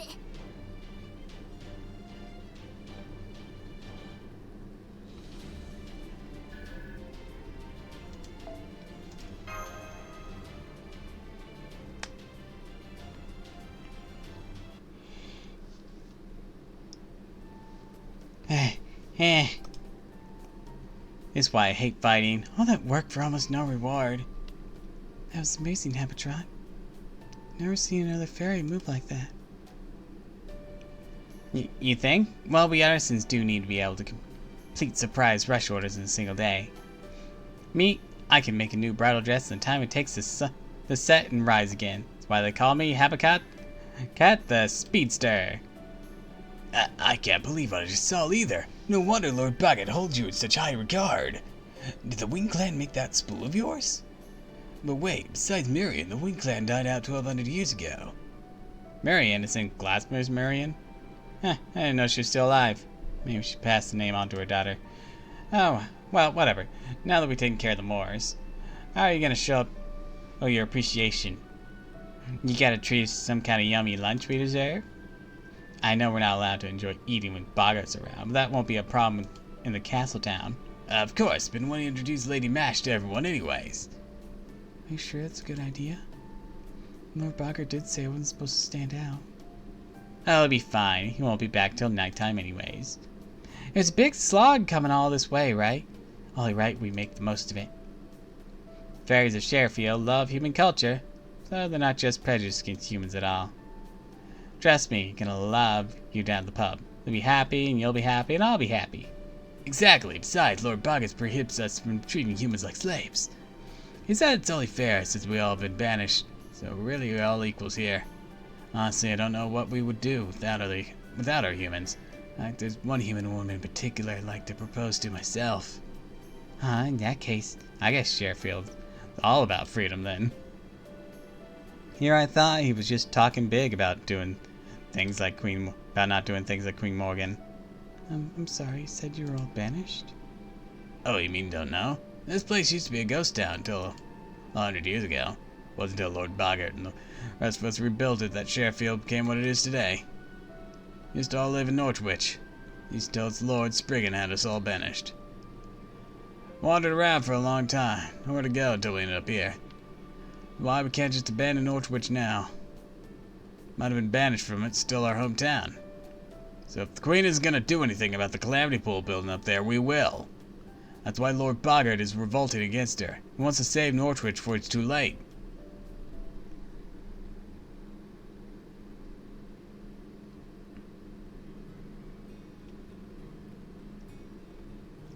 Shortly before nightfall, the time of the day known in your world as twilight. The girl stood alone atop the castle wall, looking out on the land of the Fae. At the Isle of Britain, beautiful and lonesome as it stretched out under the endless twilight sky. What are you doing here? Have you gotten the way back to the castle? Oh, hello, Bogart. Scenery here is nice, isn't it? You refer to me as Lord Bogart. I will not tolerate disrespect. And yes, of course, the view here is nice, so I can see any force that attempts to invade my territory, though I suspect you and I are using the term nice very differently. This was a battlefield. In fact, the bloodstains have only recently faded. I'm sorry, I shouldn't have said that. Not when I still don't know anything about this town. Does this... Yes, didn't you say something, Lord Bogart? Never mind. Does this scenery truly seem nice to you? And with all the desolated hills as far as the eye can see, a world ruled by fairies rather than humans. Yes, it does. Seems wonderfully precious. There's something very forlorn about the scenery. Something endearing, too. I can tell that everyone's suffering here. Rob, Wag, Winky. People I've met in the other towns, people of Sherfield, everyone.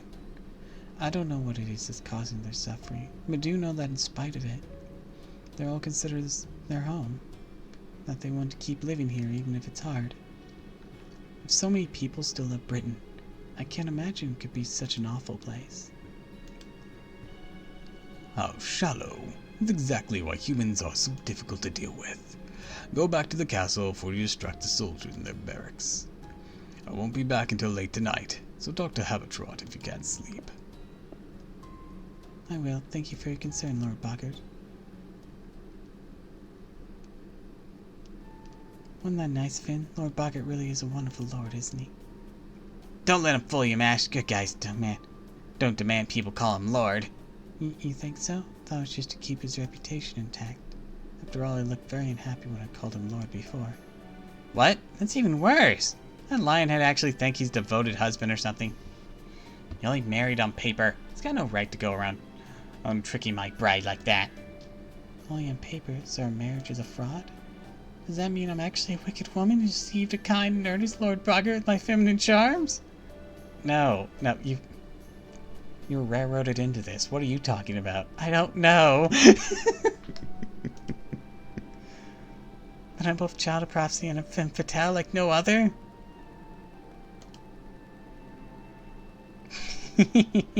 Maybe you are.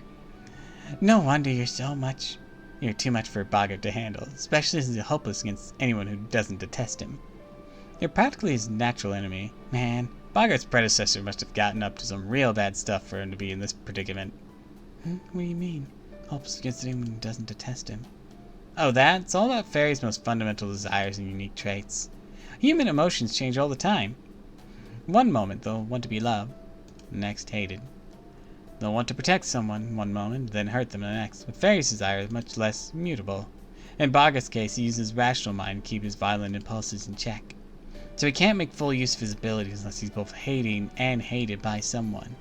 Basically, thanks to who you are, it's impossible for him to be too aggressive. Thanks to who I am. But I still don't know who I am. I don't remember anything about my past. I don't even know my name until recently. Before I came here, before Rob, Wag, and Winky began calling me the child of prophecy, I had no idea what I should do or even what I was supposed to do. No, for that matter, did I even have a self before I lost my memories? Why do you ask that? And there's only one thing I've learned from losing my memories. There's something missing in my heart, like there's a hole right through it. All the fairies I met have had a purpose, something they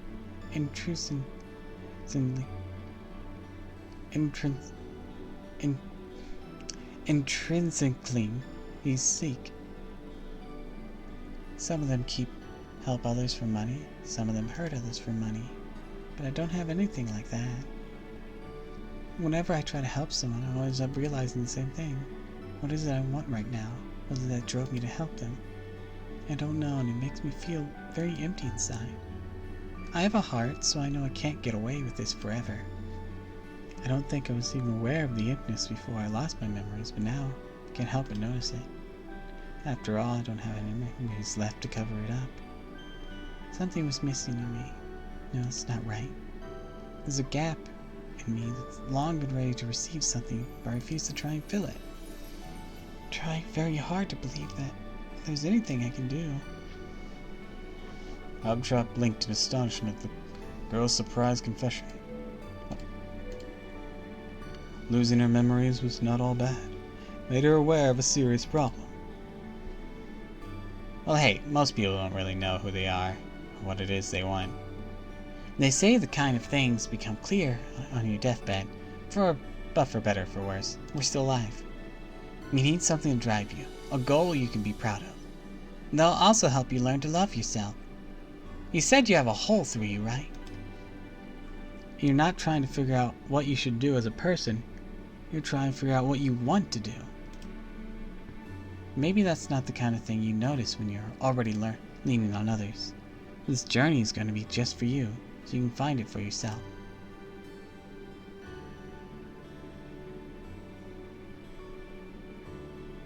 Don't listen to her too closely. She's going to bail before this is over. It'll be a long, long time before the girl finds an answer she's comfortable with. For the time being, the fairy's words were just meant as advice to cheer her up, in the hopes that one day they'll form the core of the wheels you'll use to spin your own thread.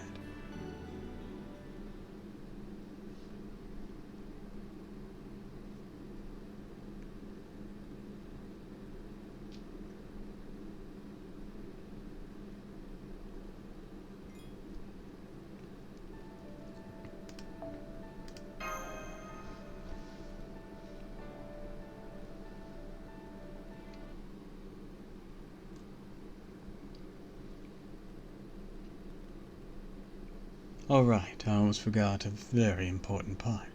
Do you mind if we rewind just a little bit?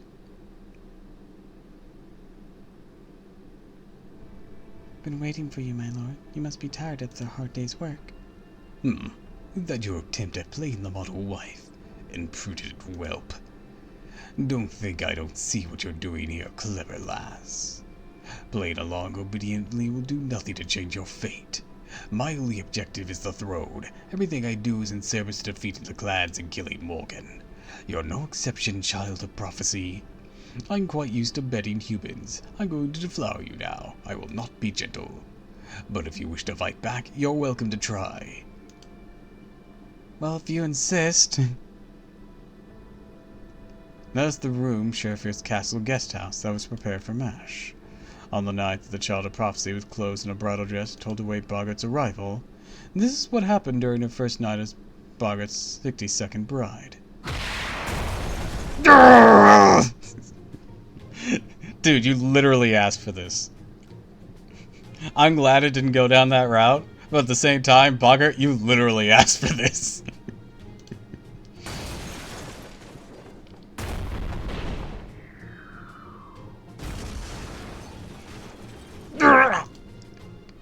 What was that? Are you under attack? No NTR.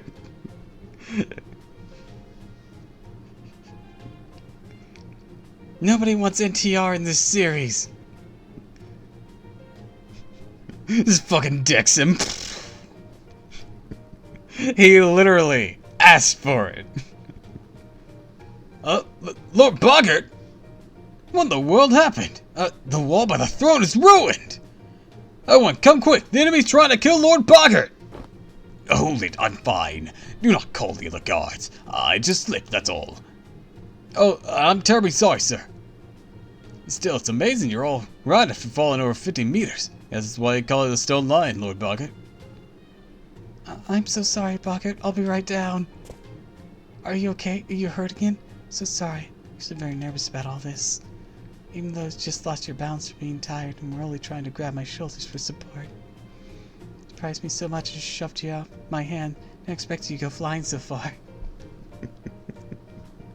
There will be no furry hentai on this day. Trying very hard not. The sudden realization would actually happen show on his face. Poker face. He's Phil Poker Face. Guard, you were to tell no one about this. Is that clear? Yes, sir, of course, sir. I didn't see anything, sir. Now, if you excuse me, I must go back to my duties. Whoa, the Child of Prophecy is amazing. Can't wait to tell everyone about this. Bogart, would you like me to rub your back? No, don't touch me ever again. What kind of wife knocks her husband out of a castle on their first night together? You literally asked me. Me too. You know what? That's on me. Heard you could defeat Moors and whatnot. I should have expected this. That's my bad. And now I'm traumatized. Thanks.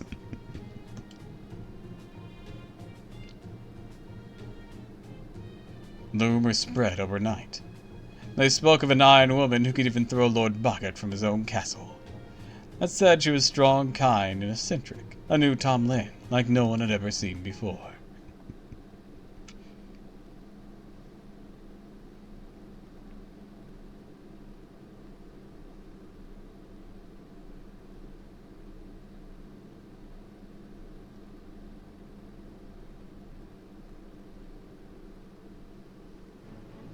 Man, Sherfield's been a whole new town ever since Lady Mash got here. Gotten rid of the Moors for us. Helps out with anything we ask for her. Best of all, she even keeps Lord Bogart from acting up. Like he's back to his old self again. Not even the Queen's army can stop us now. Northwich is as good as back in our hands. Toast to Lady Mash. A toast to Lord Bogart. A toast to our knight, the Knight of Sherfield. Cheers! Must be nice to be you, Wag. Sheesh, Knight of Sherfield, huh? Mash the Child of Prophecy, remember? He's not just Sherfield's knight. Sure, those princes. Clothes look great on her, but there's something special about her. There's more than that. Yes, me. Mash looks pretty elegant in that iron armor of hers, too. What, you jealous? Of Bogart now, Rob? You forget you were the ones who brought her here. Of course not. I still get sick of when town is carrying on about her. I mean, I know it was kind of the same for us, but still. Every morning I see Mash looking up on the horizon from the top of the ramparts. She always looks so lonely. Used to smile all the time. Used to be really happy. Makes me wonder if maybe we made a big mistake. That's so. So what? You don't think Mash is the Child of Prophecy after all now? Just some lucky find at first. Another piece of merchandise. Then she started talking to us like we were equals. Before I knew it, I got attached to her. Me and Wag aren't from Fairy Britain. We drifted here from the outside. Or basically flotsam. Objects. Humans, sometimes even fairies. They wash ashore here sometimes. Oh, that's... I forgot about that. Oh. We're like changelings in a way. Flotsam. Never heard that term before. This is pretty typical of Morgan's reign. We're not part of any clan. I didn't spring up naturally. We don't belong anywhere. One day, Queen Morgan's soldiers caught us, read us command spells, and just let us go. Then here we die when we get squeezed of our existence tax at the end of the year. They didn't even bother killing us. That's why I threw myself in this kind of work. Good find, no matter how dirty. You know what Wag's like. Doesn't even know what's going on half the time. Still, like his big brother. It's my duty at least to make sure he's got enough to eat. Our only purpose every year is to make sure we survive. At least it kept us from becoming Moors. But unfortunately, it also made me forget a bunch of things. Hesitation, certainty, compassion. Next thing I knew, I was thinking I was a full-blown bad guy. I could do whatever I wanted. It would have been easier if I stayed like that. But being around Mash made me realize I hadn't forgotten my values after all. The Child of Prophecy is supposed to save the fairies of Fairy Britain, right? Got nothing to do with us. Never truly been a part of this land. So no, I'm sure she's not the real Child of Prophecy. Real Child of Prophecy would never save us. Honest might be a fake Child of Prophecy. So he's better than the real one. I assure you, the real one would have saved you as well if she thought you needed actual help. This means the reason you're still here in Sherfield is... What do you know, dummy? Go home and get lost. What are you even doing here flapping your gums? Don't you have some tailoring to do for the lady or something? I sure do. I'm Habitat the Spinner. Friend to all brides. Don't worry, I'll make sure MASH stays safe. If I ever need help, come to you first. Woo! We're not scared of the Moors or the Queen. We're gonna keep MASH safe together. You're right, Winky. Just part away sooner would have never. Huh? Winky? Where'd you go, Winky?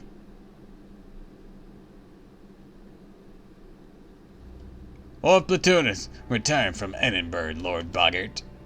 They weren't able to meet with Cockney Rebbe, but they were successful with their business negotiations. So they managed to procure the iron weapons then. Give the weapons to the fairies and take the armor to the human barracks. Just having humans around will be enough to empower our fairy soldiers. They don't need to take part in the fighting. All they need to do is stay alive. Yes, sir. I'll have the tailor fit them for armor right now. Right away. Now, where's the child of prophecy? Downtown again. Thought I told her to stay by my throne. No wife of a lord should conduct herself so thoughtlessly. Who told her she could come and go as she pleases? Was it Habatrot? What, are you gonna stop her? She tossed you out a window. She thinks she can do whatever she likes just because I value her tailoring skills. She's gravely mistaken. Tell her that child of prophecy that the next infraction will be their last. Well, the thing is, sir, Lady Mash has said she wanted to be used to you as best she could, so... And she wants to be of use to me. She should obey me. I am the law in Sherifield, and any who refuse to abide by it shall be dealt with harshly, regardless of their reasons for doing so. Yeah. Hey there, boss. Heard we got some new gear. Stop by to make sure it isn't all just junk. Got your fur ruffled, Lord Boggart. Oh, I see. You're all nervous because Mash isn't here, right? Hey, I get it. She's super strong after all.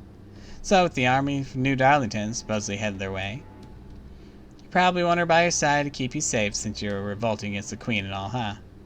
Don't be ridiculous. I don't need any protection. That girl would only make more trouble for me if she was nearby. Then it shouldn't matter whether Mash goes, or should it? I mean, all you care about is having the child of prophecy here in Sherifield, right, Boggart? Tuh. Just can't keep your mouth shut, can you? You're lucky there's no other fairies around who can do your job. I would have twisted your head clean off by now. Knowing anything about her now, I think she can handle you. Fine, I'll let the child of prophecy go whenever she likes during the day. But be warned, Habatrot, there will be consequences if you don't deliver on the promises you've been making. That iron cylinder that was brought here with the girl is similar to Morgan's spear, yes? Have you figured out how it works? Is it something we can use? I still have no idea how it works. I can get at least to get it to fire. Not sure that's how it's meant to be used, though. Plus, just touching it makes me feel sick. Whatever that thing is, I don't think it's supposed to exist. I can't imagine why Mash had something like that. Whatever it is, it's really doesn't suit her at all. True. She's yet to even mention it. I suspect she's subconsciously avoiding it, running from it even. It's pretty sharp, at least for you, Lord Boggart. Nice to hear you voice an honest opinion I agree with for once. Never mind the child of prophecy. Can we use that thing as a weapon? Yeah, pretty much. I mean, it is a cannon and all. Do you know what a cannon is? You do know what do you know what a cannon is? No? It's a thing with a chamber that you pack with magical energy ammo. You can press and burn what's inside the chamber until something comes out. The only thing is, it takes a ton of magical energy to use. Enough that most fairies would probably wither and die if they tried. So if you plan on using it, Boggart, you better ensure you're the only one. Don't make your subordinates do it. No normal fairy can fire that thing and hope to survive. So what you're saying is only those who are truly strong can use it. That's perfect. It would be an excellent way to demonstrate that I have what it takes to be king. I should have known I couldn't get anything through your thick skull. But anyways, getting back to what I was saying before. It looks like the Queen's army is finally about to make a move. You all ready to face them? What'll be your strategy, oh great lord of Sherifield? Thanks to my support in Camelot, I know exactly what how strong the Queen's forces are, since Zenithon the 3rd Division consists of approximately 2,000 soldiers. She must have thought it would be enough to handle us. Ha! It's almost shocking how little she thinks of us. They'll never be able to get past Sherifield's walls. Our ramparts are made from strips of the world's tree bark. They won't be easily destroyed. We have nothing to fear from the Queen's army without a Tomlin, and with Krokman Reba moving south, she can't afford to send more than one division. All we have to do is wait 7 days for them to wear themselves out against the ramparts. Once we've held the castle for 7 days, the Queen's 3rd Division will have spent its strength. Then my elite soldiers and I will release our pent-up anger from the siege. So you do have a path to victory in mind. Guess I was worried for nothing then. Then, have you told Mash this place is going to turn to a battleground in a few days? What am I saying? Of course you have. She's as strong as the Tomlin, after all. No, I haven't, and I won't. How many times must I tell you there's no need for that? All the Child of Prophecy needs to do is boost my soldiers' morale. Anything else would only get in my way. Make sure you keep your mouth shut, Habatrot. That girl's a decoration, nothing more.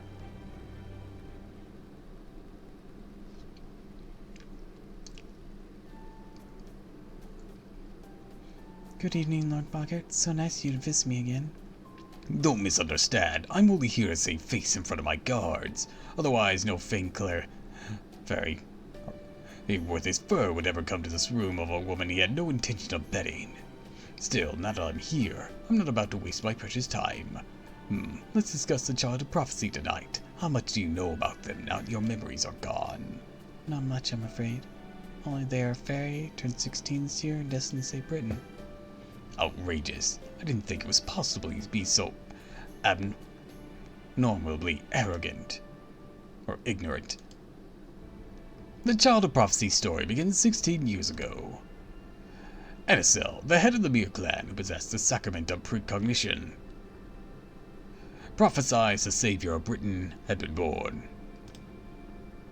and that one day the true king would defeat the false king for good. In response, Queen Morgan tried to have every fairy born that year rounded up and killed, but she wasn't completely successful. There were many villages who harbored anti-queen sentiment. Some of them sheltered newborn fairies in the hopes that one would someday fulfill the prophecy.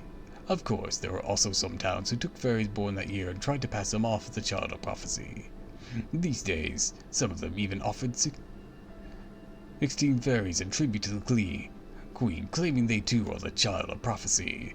That alone makes the Child of Prophecy valuable. It's why every faction in Britain was desperate to find them, for not one fairy ever doubted that Azadol's prophecy would come true. You see, they knew this had happened before. There had been other times in Britain's history where a savior had been born to rescue it. A figure meant to banish the great calamity that comes every 1,000 years, the one who channels the voices from paradise. At any rate, all but 2 of the records from the Fey era have been lost. One describes an incident that took place in the Fey era 4,000, over 6,000 years ago. There's a single fairy who rescued Britain, with constant interclan warfare, had brought it to its brink of collapse at the cost of their own life. The second is the War of Summer in Fey era 2000, in which the war was waged against the Northern Fairies, who came here from the Isle of Shadows. In that war, Queen Mab's army of human soldiers wielded iron weapons, nearly succeeded in eradicating our ancestors. But then a single fairy stepped in to mediate between the 2 camps, which led to the creation of 6 clans we have today. This savior's name was Askig, meaning ash tree. After ending the clan's war, she was buried in the remains of Orkney, at the northmost end of Britain. The ignorant, low-class fairies may believe the Child of Prophecy is supposed to be the savior reborn, but not me. Always save Britain now is to burn it down. No matter how many times she may have saved Britain before, she's still lost.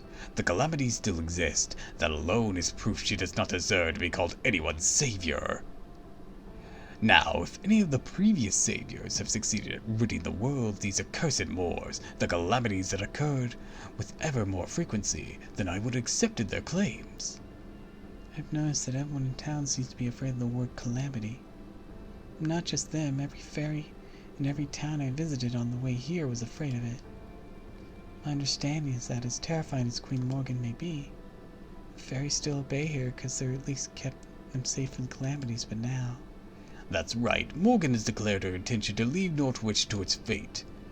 This was her second grave error. After appointing Tristan as a Tomlin, I may never get such an opportunity again. You're happy about this, Lord Boggart?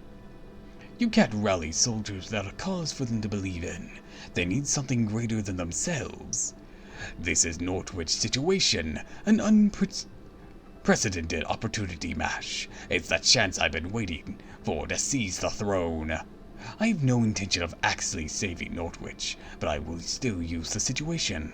My call to action couldn't be simpler. I demand the Queen rid Northwich of its calamity pool and aid in the restoration of the city.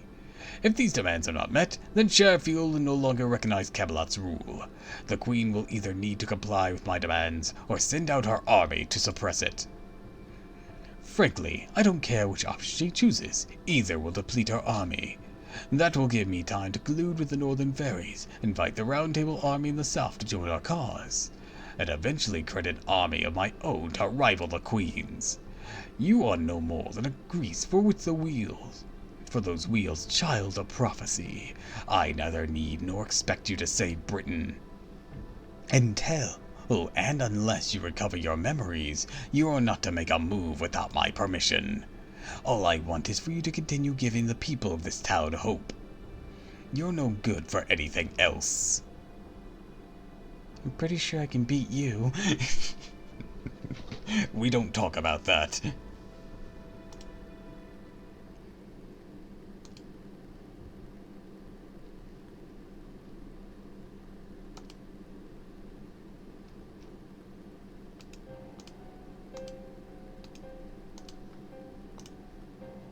That's the whole situation in Sheffield.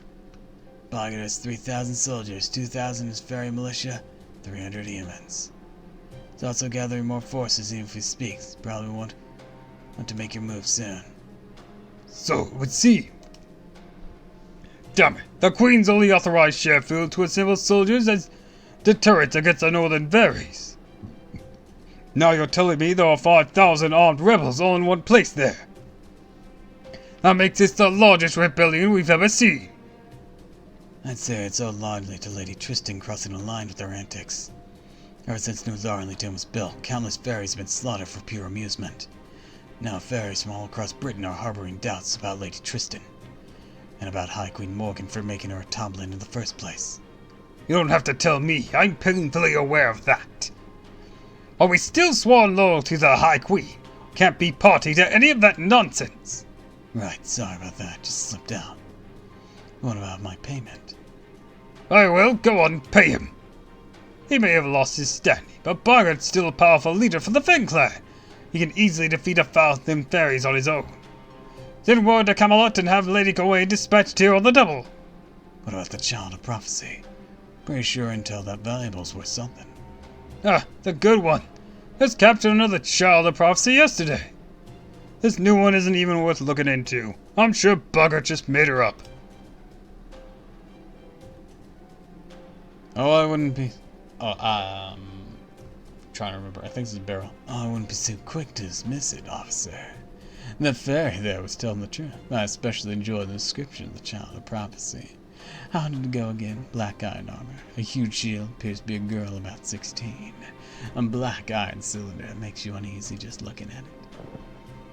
Oh, you've definitely got my attention now, brother. Please tell me more. What's this girl's name? Do you know her name right? Honestly, I found it strange you avoided mentioning just that part, even though you're sure to just tell us and tell. I mean, don't you think it's suspicious? Almost makes me think you're not telling us on purpose. That's how it sounded to you. Sorry, but you're wrong. I didn't say it because I don't know it. Now, if you're not going to pay me anymore, just be on my way. I'll get back to the south by tomorrow. Oh, now, why the rush? Came all this way after all. Come on, chat a spell with us. Don't worry, Winky. I'm sure it's all come back to you soon enough. It's written all over your face. Bye, Winky! If he lives past that scene, I'll be shocked.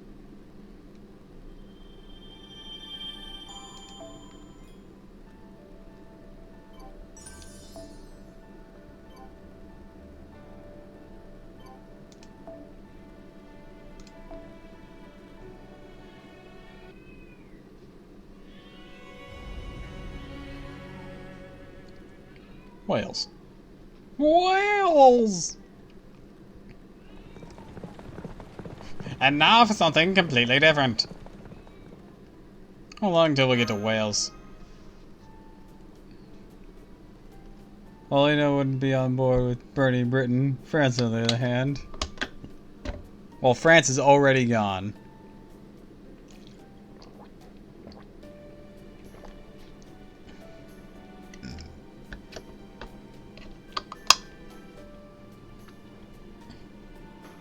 He was celebrating it.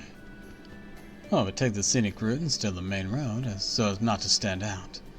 So at this pace, we'll get there tonight, so long as we don't run into any trouble. Is something wrong, Artoria? You've been weirdly quiet for a while now.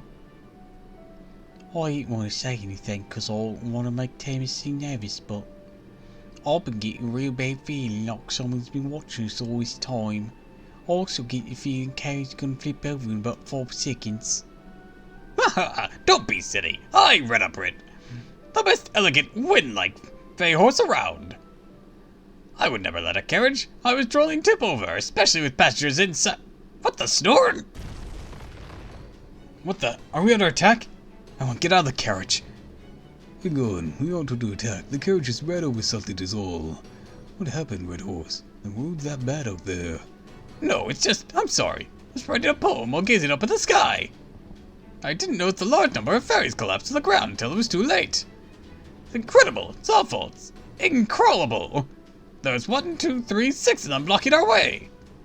We're alive, please help us.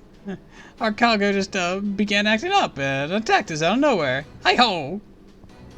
We're not hurt too badly. In fact, we probably look completely fine. But the cargo took one of us away. Down past a hill, that isolated cave no one would ever see unless they were looking for it. Please, you gotta save him, you nice suckers, I mean people. Wouldn't turn your back on ferries in need, right?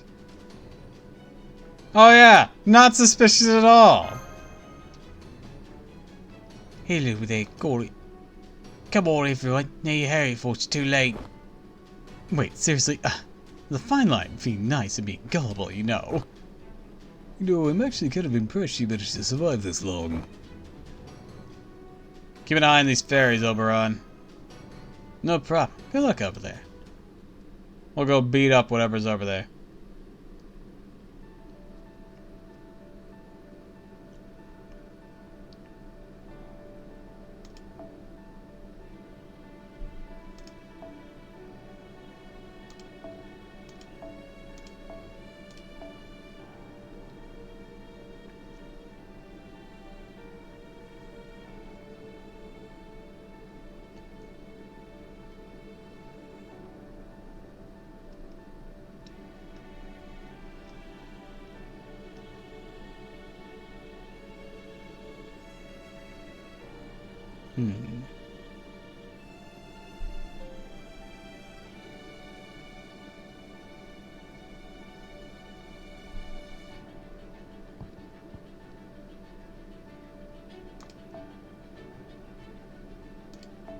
I don't have your skills up, so might not be best for you yet. Let's see.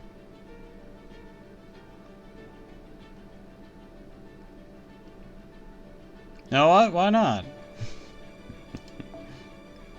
Not like it's gonna matter too much.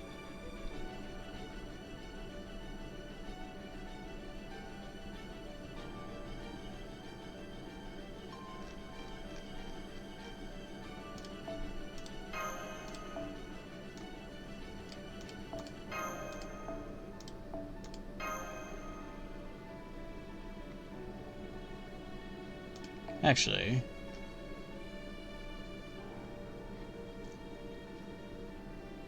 any other fun ideas here? You know what, Malter? Toss on Malter.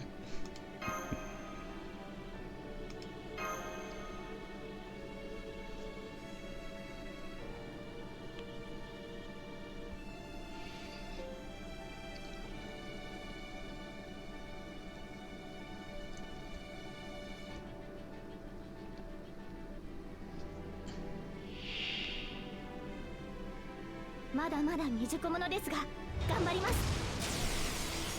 NFF creatures. Alright, guys. 入り口に準備。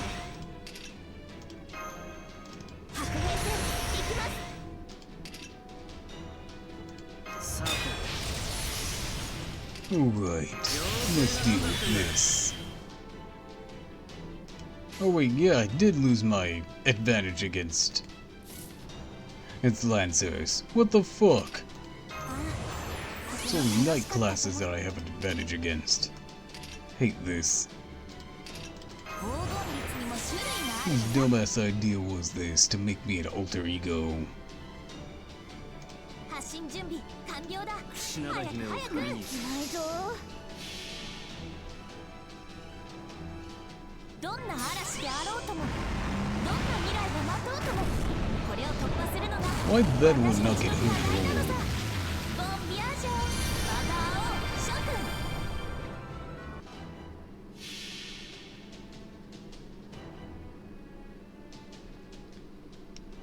君。 We'll cut you through. 真髄解明完成理念収束鍛造技法臨界メイドの土産に拝みやがれこれが俺の Slice and dice!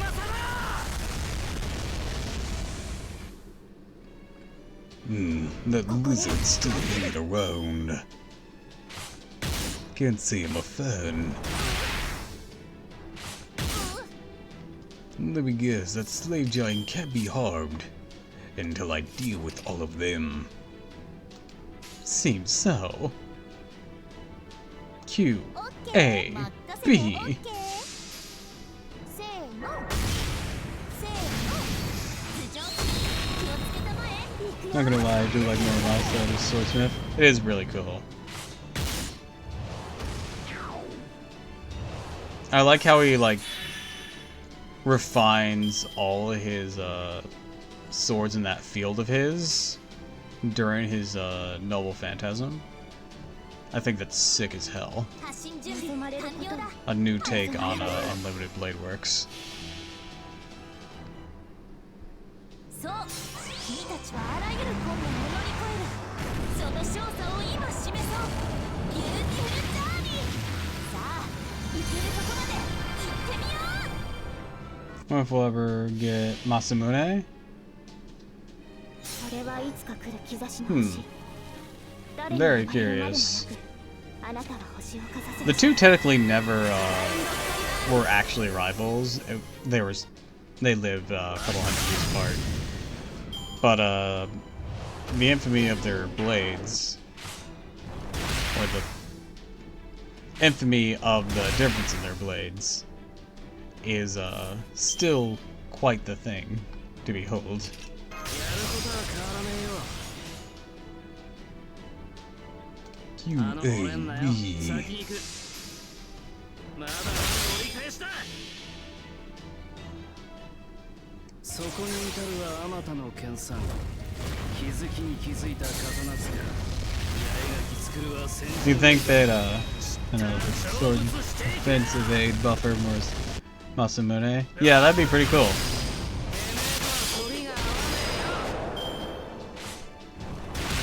Like, make him a saber that gives, like, unique buffs to other sabers. That'd be pretty cool.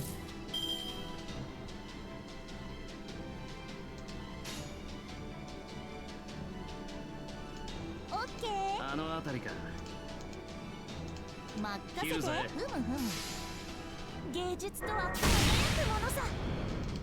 こんなところかま神様がいなけりゃいねえで別になんともな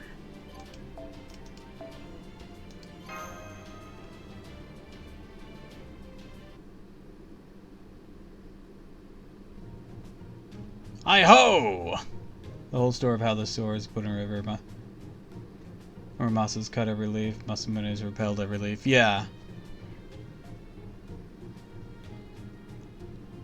And if you made Masamune a support, it would also reflect that whole selflessness versus selfishness of their reputations.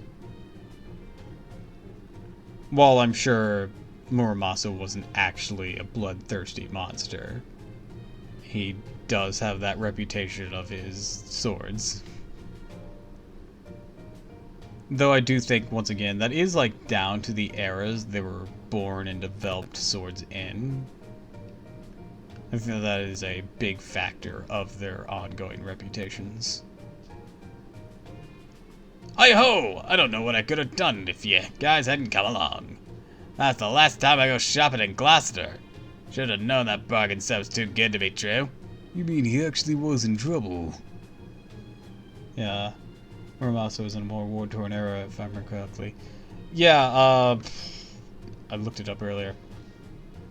Muramasa, Japanese swordsmith, said to born before 1501. What was going on in Japan during 1501? In 1500s. Oh, yep, that's the Sengoku era. That is the Sengoku era. That is the Age of Samurai. Alright, and then Masamune, swordsmith.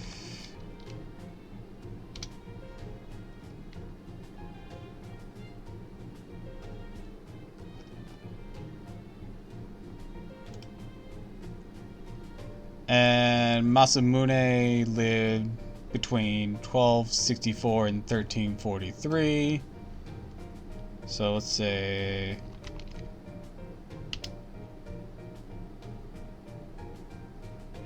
let's say 1300s then.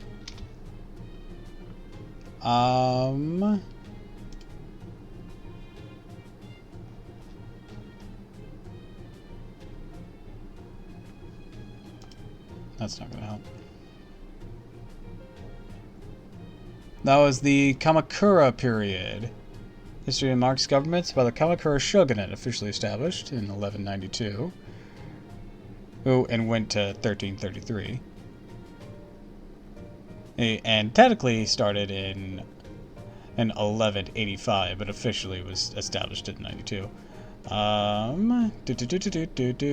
See if there was an excess of... Shogunate was not a national regime. To a land-based economy, concentration of advanced military technologies. Oh, this was the time of Yoritomo. Consolidated his power, established a new government.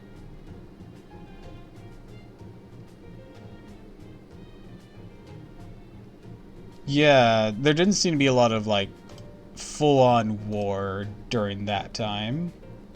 During Masamune's time. There was rebellions against the new shogunate, but nothing as large-scale as the Sengoku era that came later.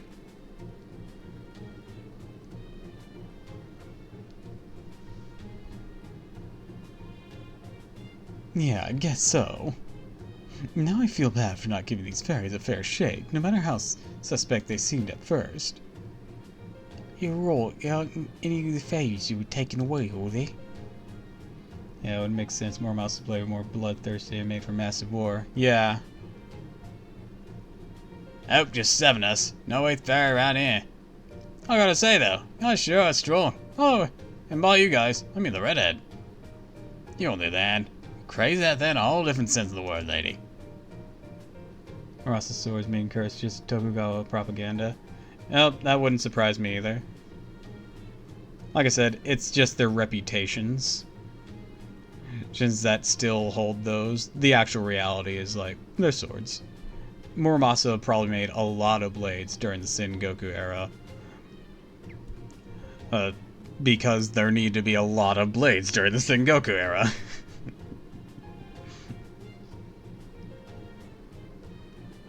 So, by extension, a lot of people are gonna die from blades made by Muramasa. And Muramasa's apprentices.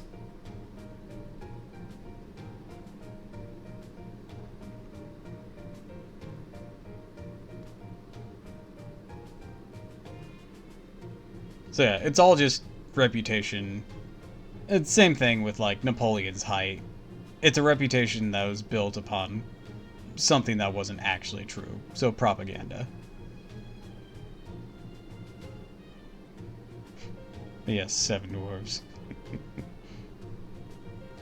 You were just throwing out so many explosions, I thought you were gonna blow me up along the escort. Next time, I want to take a page from the young Mrs. Playbook.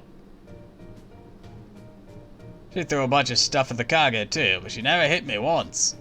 Going ward's all well and good. You gotta be aware of your surroundings too, especially when there's a hostage involved. Anyways, else would be sicking a lawyer on you right now. Anyone else be sicking a lawyer on you about now, you know? I am. You're alright. Doing my best to overcome my clumsiness. Hoping patient will work to improve. Here, back. Rooting for you, lady. At least you got guts. That's counts for a lot. So, you're feeling alright now? Mind if we got going? Oh no. It's okay. No need to thank us. Seems like it'd be way more trouble than it's worth. You sure? I made you help us out. Thought I'd take it easy with sticking with you guys to the rest of the way.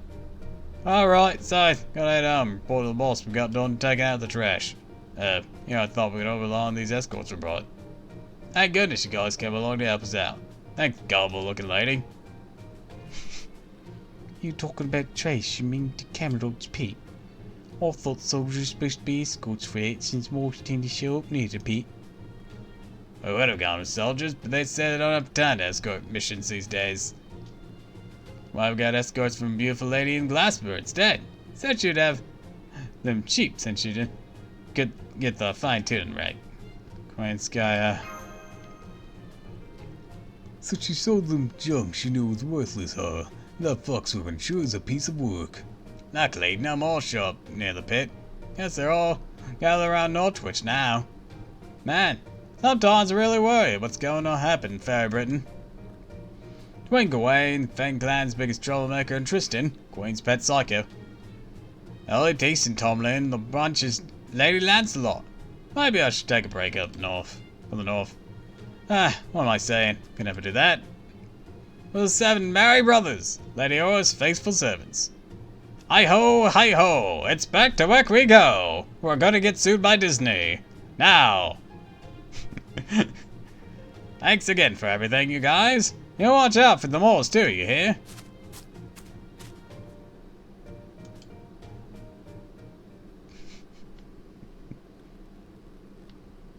I see.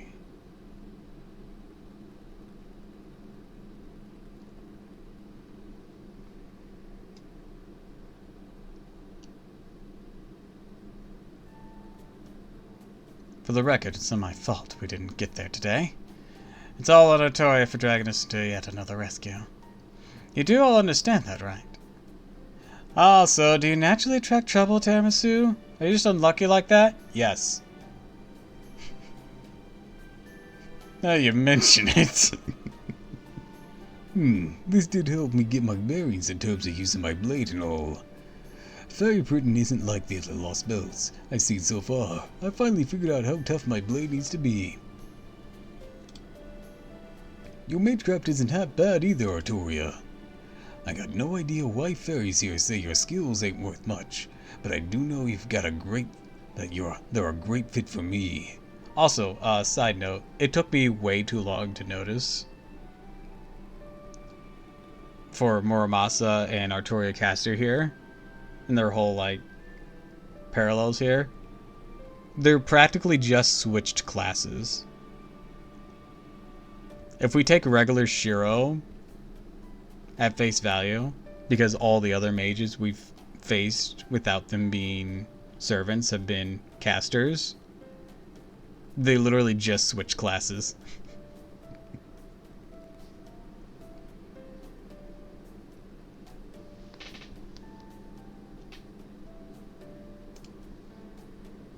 My scabbard feels smoother than ever with you around. Glad you're on my side. Thank you, same here. I see, unlike fairies, Muramasa doesn't just use his own magical energy to fight. He also uses external enchantments as naturally as though they were part of his own body. True, Muramasa's fighting style is definitely a con above the rest. You said he's an alter ego, right? That means he's not a pure servant? Well, it's okay if you tell this story, It's okay if we tell the story, Muramasa. Sure, go ahead. Now's a good time as any time, I assume. Besides, I don't need anyone coming to me later complaining about how I was secretly a bad guy all along, or how could I betray their trust, yada yada. It was a long story, but here goes. Why'd you sit me through the entire Fate timeline again? That's the entire Fate timeline. Oh my goodness. So he's a servant mixture this form God made. He's actually been fighting against Tabasu and Kadea up to now. Basically, especially in Olympus when he pulled off something crazy right at the end. In fact, Muramasa, that reminds me, you were strong enough to cut Atlas's spirit origin in half. Yet you failed to assassinate Queen Morgan and some other fairy handed your ass to you. Can you explain to me how that works? 'Cause I don't get it. Power scalers are gonna have a heart attack. Nothing special to it. I'm just an alter ego who optimized for killing gods.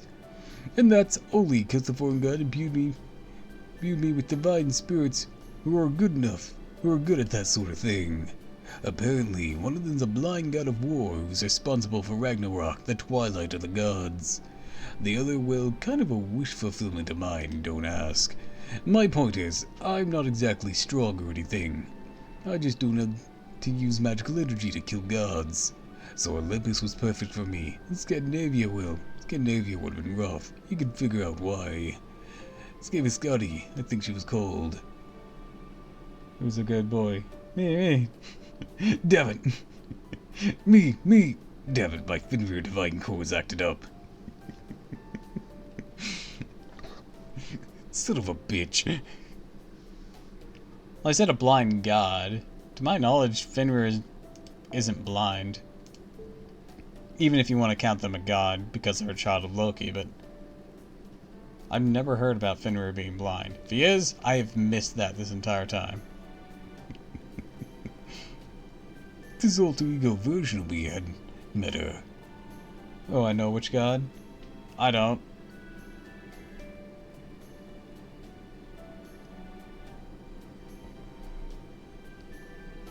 Odin still has one eye, so I don't know who's blind among the Norse gods. The blind archer god, he killed Balder, the god of light, because of Loki. Ah, okay. Gotcha.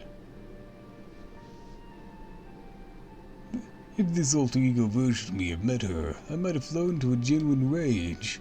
I know the blind god of war would have had words to say about her of all gods being fooled. The whole, Mistletoe story. See, I don't know much about the whole thing with Balder. I do know that, he was killed, brought back to life, and then his mother was just like, nobody fight him.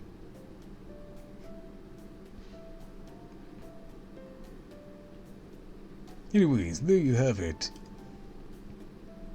Pretty useful when I'm up against divine spirits, or in a word, where divine spirits are calling the shots. So you're really strong when facing gods, huh? Does he? Balder was pretty much Norse Achilles. Yeah, checks out. Now I see. I had a feeling this was the case. You just helped me clarify it, Muramasa. The land of the Fae has no concept of religion, which means... Yup, there's no gods in Britain. Though I have no idea how this world ended up like that. It's damn particular. The whole world's ruled by fairies. There isn't a trace of the gods, the greatest mystics ever anywhere. That only makes sense, don't you think? I mean, it's only humans who design gods. The only thing he wasn't immune to was mistletoe, because at the time of Balder's birth, the mistletoe was too young to understand Balder's blessing. Ah, I see. I vaguely remember hearing that, only because you said it. Like, oh, I might have heard that before. So of course the society isn't going to think up gods. It's a good point. Guys, I think we're missing a very bigger point in that regard. What's that? Some gods are actually just space aliens that are robots. The hell are you on about? Don't worry about it. Greece was weird. They didn't come into being from being conceptualized. They came into being because fuck you, we're here. Don't question it. I'll have to write all this down later in my next message about Dea. I wonder what Holmes gonna say about all this. I don't know much about all these god things either. I can't speak to that. But you're still Thomas's enemy, right? I'm glad you're here helping us now, but are you here comfortable working alongside your enemy? You don't have to worry about that, Arturia. It's like I told you back in Gloucester. Now that you've saved me, I gotta stick with you. Holmes and Muramasa need to have a 20-minute conversation. Please not with me voicing them, because then it gets confusing. They have the same voice, not on purpose. But the Holmes voice has just kind of devolved into this one. I keep trying to make it separate, but like, it's difficult sometimes.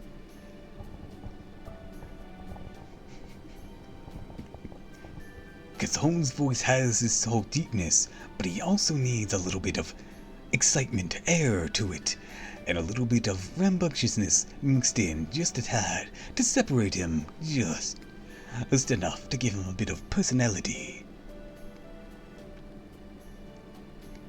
So while the Muramasa voice is quite deeper, Anne does pull that off in more calm moments. My own voice does slip into it.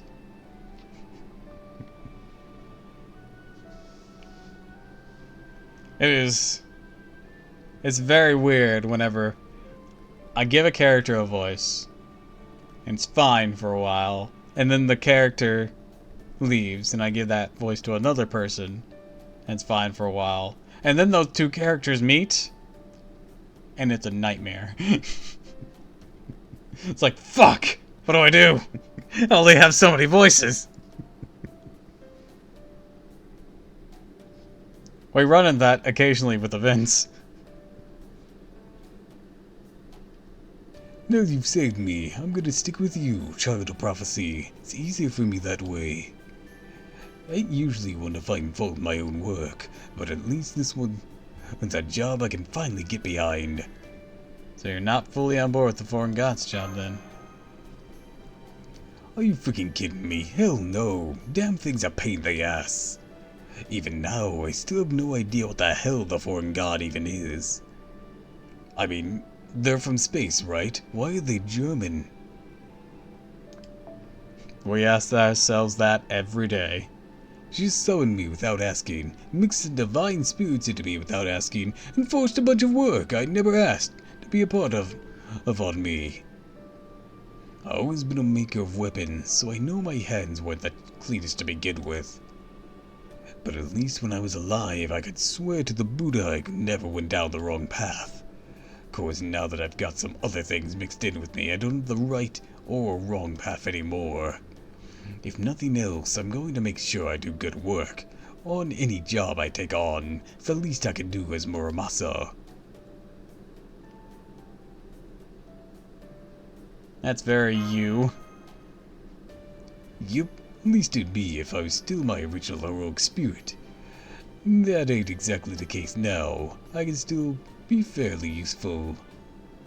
I see. In that case, we'll be happy to work with you. We could use all the help we could get now, especially from Rogue Spirit, we're already acquainted with. Once again, even if it's only in this lost belt, I'm glad we're on the same side, Senji Muramasa. Thanks. Since I'm setting the price for this job myself, I'll be helping out any way I can. Anyways, on a different note, I don't really want to ask this, but as much as I dislike the guy, he was still a colleague, so how did Limbo's final moments go? He got what was coming to him. He kicked and screamed until the end. It was awesome. I see. Alright, I'm gonna pretend I didn't hear that and just go to bed.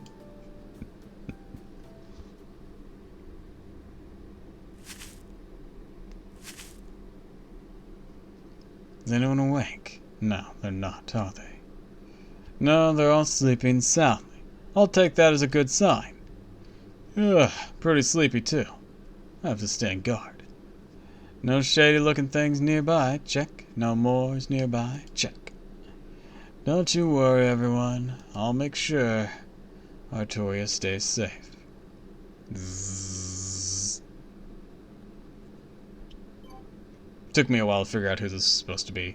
I know who it is now.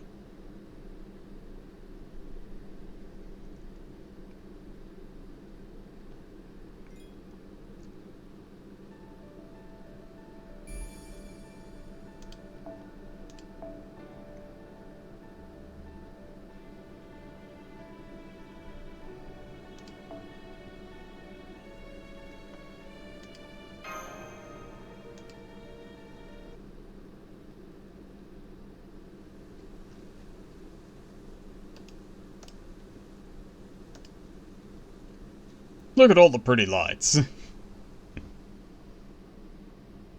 We're here. Welcome to my domain, the Autumn Wood of Wales. I can see where it got its name. War-colored leaves everywhere. It's Oberon! Everyone, come quick! Lord Oberon's returned. Please, Lord Oberon, please tell us all about what you saw outside. Thank you for your warm welcome, everyone. As you can see, I brought guests with me today. This is Tiramisu. She watches over things just like I do. This is Da Vinci, the cutest genius you'll ever meet. Muramasa, probably be kind enough to make all sorts of useful things. This is Artoria, child of prophecy. See, I told you the child of prophecy wouldn't come all this way to this isolated neck of the woods. Now, do you believe I was telling the truth? What do I do, Oberon? You don't have to do anything. They're just glad you're here. Oh, don't try to hug them, no matter how cute they are. They're not used to being touched, especially by outside fairies. These fairies are straight out of a picture book. Now this is what I imagined a land of fairies to be like. Come on, fairies are fairies, right? I don't see anything special about. Please make me a helmet. I want to be a soldier, a soldier! Well, I guess they're a little different. Can't tell what it's saying, but... What is it, little guy? You want a helmet that fits you? Yeah, alright. Anything I made for humans obviously won't fit you at all. Hey, Oberon, mind if I set up a workbench somewhere? Be my guest. Oh, just don't stick... But just stick to leaves and twigs for your materials, if you don't mind. They don't actually want to be soldiers, they just want to play pretend. I got it, don't worry. I'm gonna make it a thing real. What about you? Who are you? You Oberon's friend? A real friend? Then that makes you our friend too. Please help him. Please help Oberon. Tell they're friendly, that's all I can tell. They're welcoming you all here. None of you fairies and none of the fairies who ended up in these woods understand suspicion. There's no intimidation. There is no imitation of human society here. But we can at least put you up in tents. Why don't you all kick back and relax while I go see what's happening outside? I'm counting on all of you to take care of our guest, okay? Don't worry, these people are all nice. None of them are going to hurt you. Okay, everyone, ta-ta for now. I'll be back tonight, so make sure to save some dinner for me. I hate Oberon as being decent right now. Yeah. We'll get to that. Hang on, Oberon. At least tell us how we can understand what they say. And he's gone. I mean, at least he could tell us these fairies are being welcoming to us, but... I indeed have no idea what these Welsh fairies are saying either.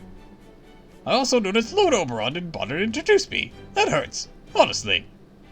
I wonder why. He's just absent-minded. Oh, I'm sure it just slipped his mind. Are you hungry? Are you hungry? If you like Lord Oberon, you must be hungry too, right? We'll feed you, we'll feed you. Welsh chestnuts are yummy, yummy. They say you're going to feed us with chestnuts, no less. That's amazing. Talk about a forbidden treat. You can almost never afford sweets in the south thanks to restrictions. Hey, we have a loophole. Forbidden? Oh yeah, Mike said that only upper-class fairies have access to confectionaries. Apparently, the queen forbade processing fruits and such, so sugar is hard to come by here. Leviora once gave me a bite of some kind of dark-colored bar. But honestly, I prefer carrots. They have much more natural sweetness. And so as I pray, unlimited cake works! This way, this way! Tell us about Oberon! Tell us about Oberon! Looks like the dining table's over that way. I still can't tell what they're saying. They're going to treat us. Who are we to say no? Sounds good to me. I haven't had a treat in a long time.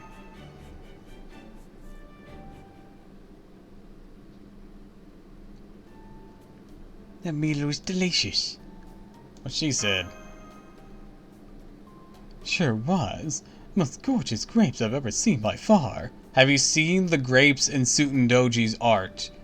I want them so much. They look so yummy. That's not only that, these fruits even have mystics in them. That was a great way for servants to recover magical energy. Maybe I should take a few with us for the road, or send some to Holmes as a souvenir. Chomp, chomp, chomp. Eating pears with a single bite.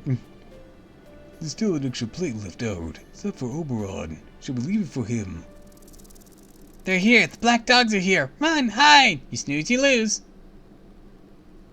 That's weird. Why do they all run up trees and hide in hollows all of a sudden? I see some black dogs over there. They're probably trying to hide. Oh my gosh! Come on, we gotta get rid of them. Least we can do to pay them back for this feast. I was just thinking the same thing. Black dogs are terrifying. These poor fairies have no way of fighting back. Red hair is such a weird servant. What do you mean red hair? This is clearly red Brit. This is clearly red a Brit. Who's red hair?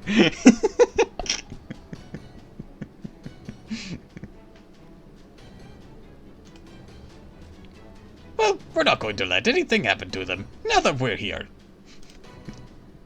Come on, everyone. Let's show these dogs they're no match for our hair. I mean Lubu. I mean Retta Brit. I mean, I don't know anymore. You sure not actually a servant?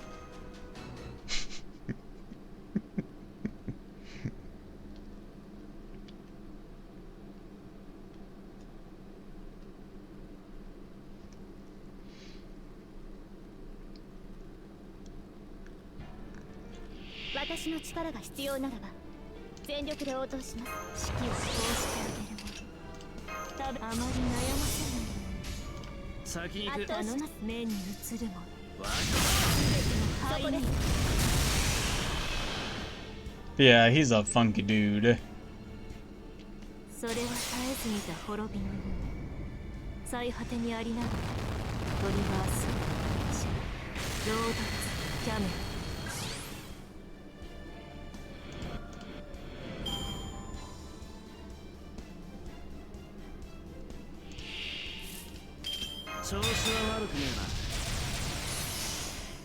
Alright. I guess it's time I got started.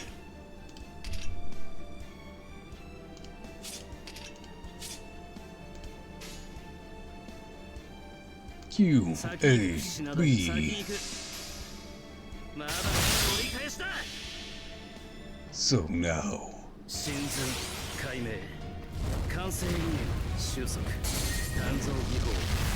Slice through them.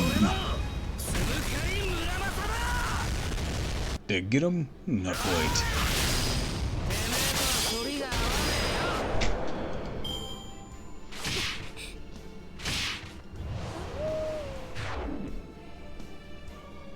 Alright then.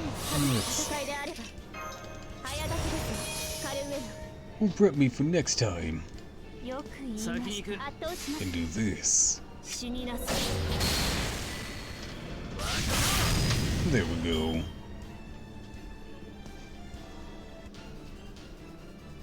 Now for this one, a stagnant. This one seems peculiar. Yeah, Yeah, it does. Hope he's gonna die either way. QAB. We got this. 神髄解明完成理由収束鍛造技法臨界これが俺の素深い村正だ死になさい He still has guts. How annoying.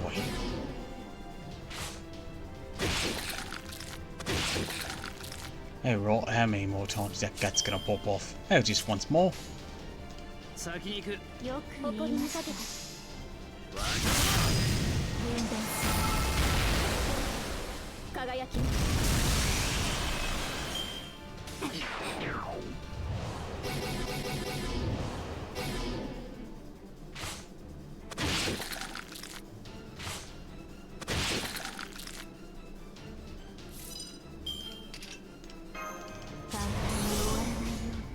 ありえざる要請の多いいい判断です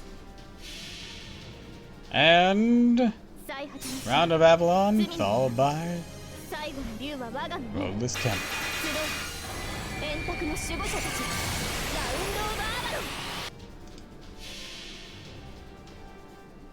それは絶えず見た滅びの最果てにありながらトリガース We creepy, sonic, shadowy thing. キャメ Please ラ die. 何を喜んでいるの Thank you. 私が出たのです勝利は約束されていたはずです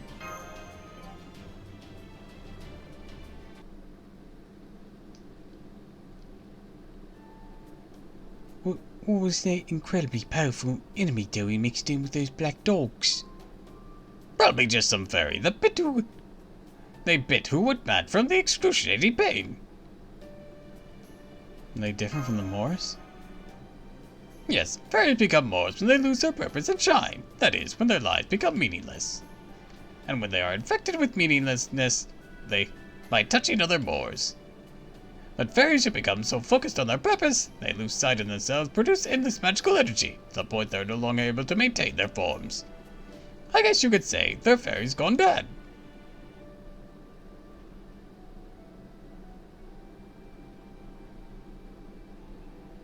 That's what happened to those fairies in Nameless Woods. They were so happy to have a human they couldn't keep their eyes in check anymore. Ended up killing their own friends. They did it! They won! Borgaton! Borgaton! Oberon's gonna be so sad. Oberon's gonna be so happy. He has good friends now. Well, the fairies are happy. You must have done a good thing driving those creatures away. Alright, so it looks like we're going to be staying here for at least a few days. Why don't we set up camp?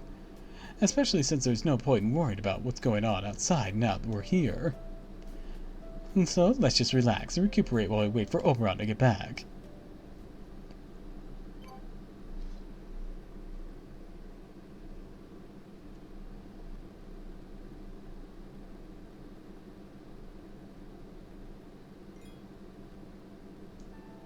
Alright, with that, I think I'm going to end things for today. I think that's a good stopping point. So, I'd like to wish you all a fond farewell, and thank you for stopping by. If you like this, of course, follow me on Twitch, Twitter, and YouTube, and if you haven't already, please consider subscribing, because it really helps me out. Tomorrow is Thursday, so I'll be off tomorrow, so I'll be back on Friday. Okay, so, until next time, everyone, fare thee well.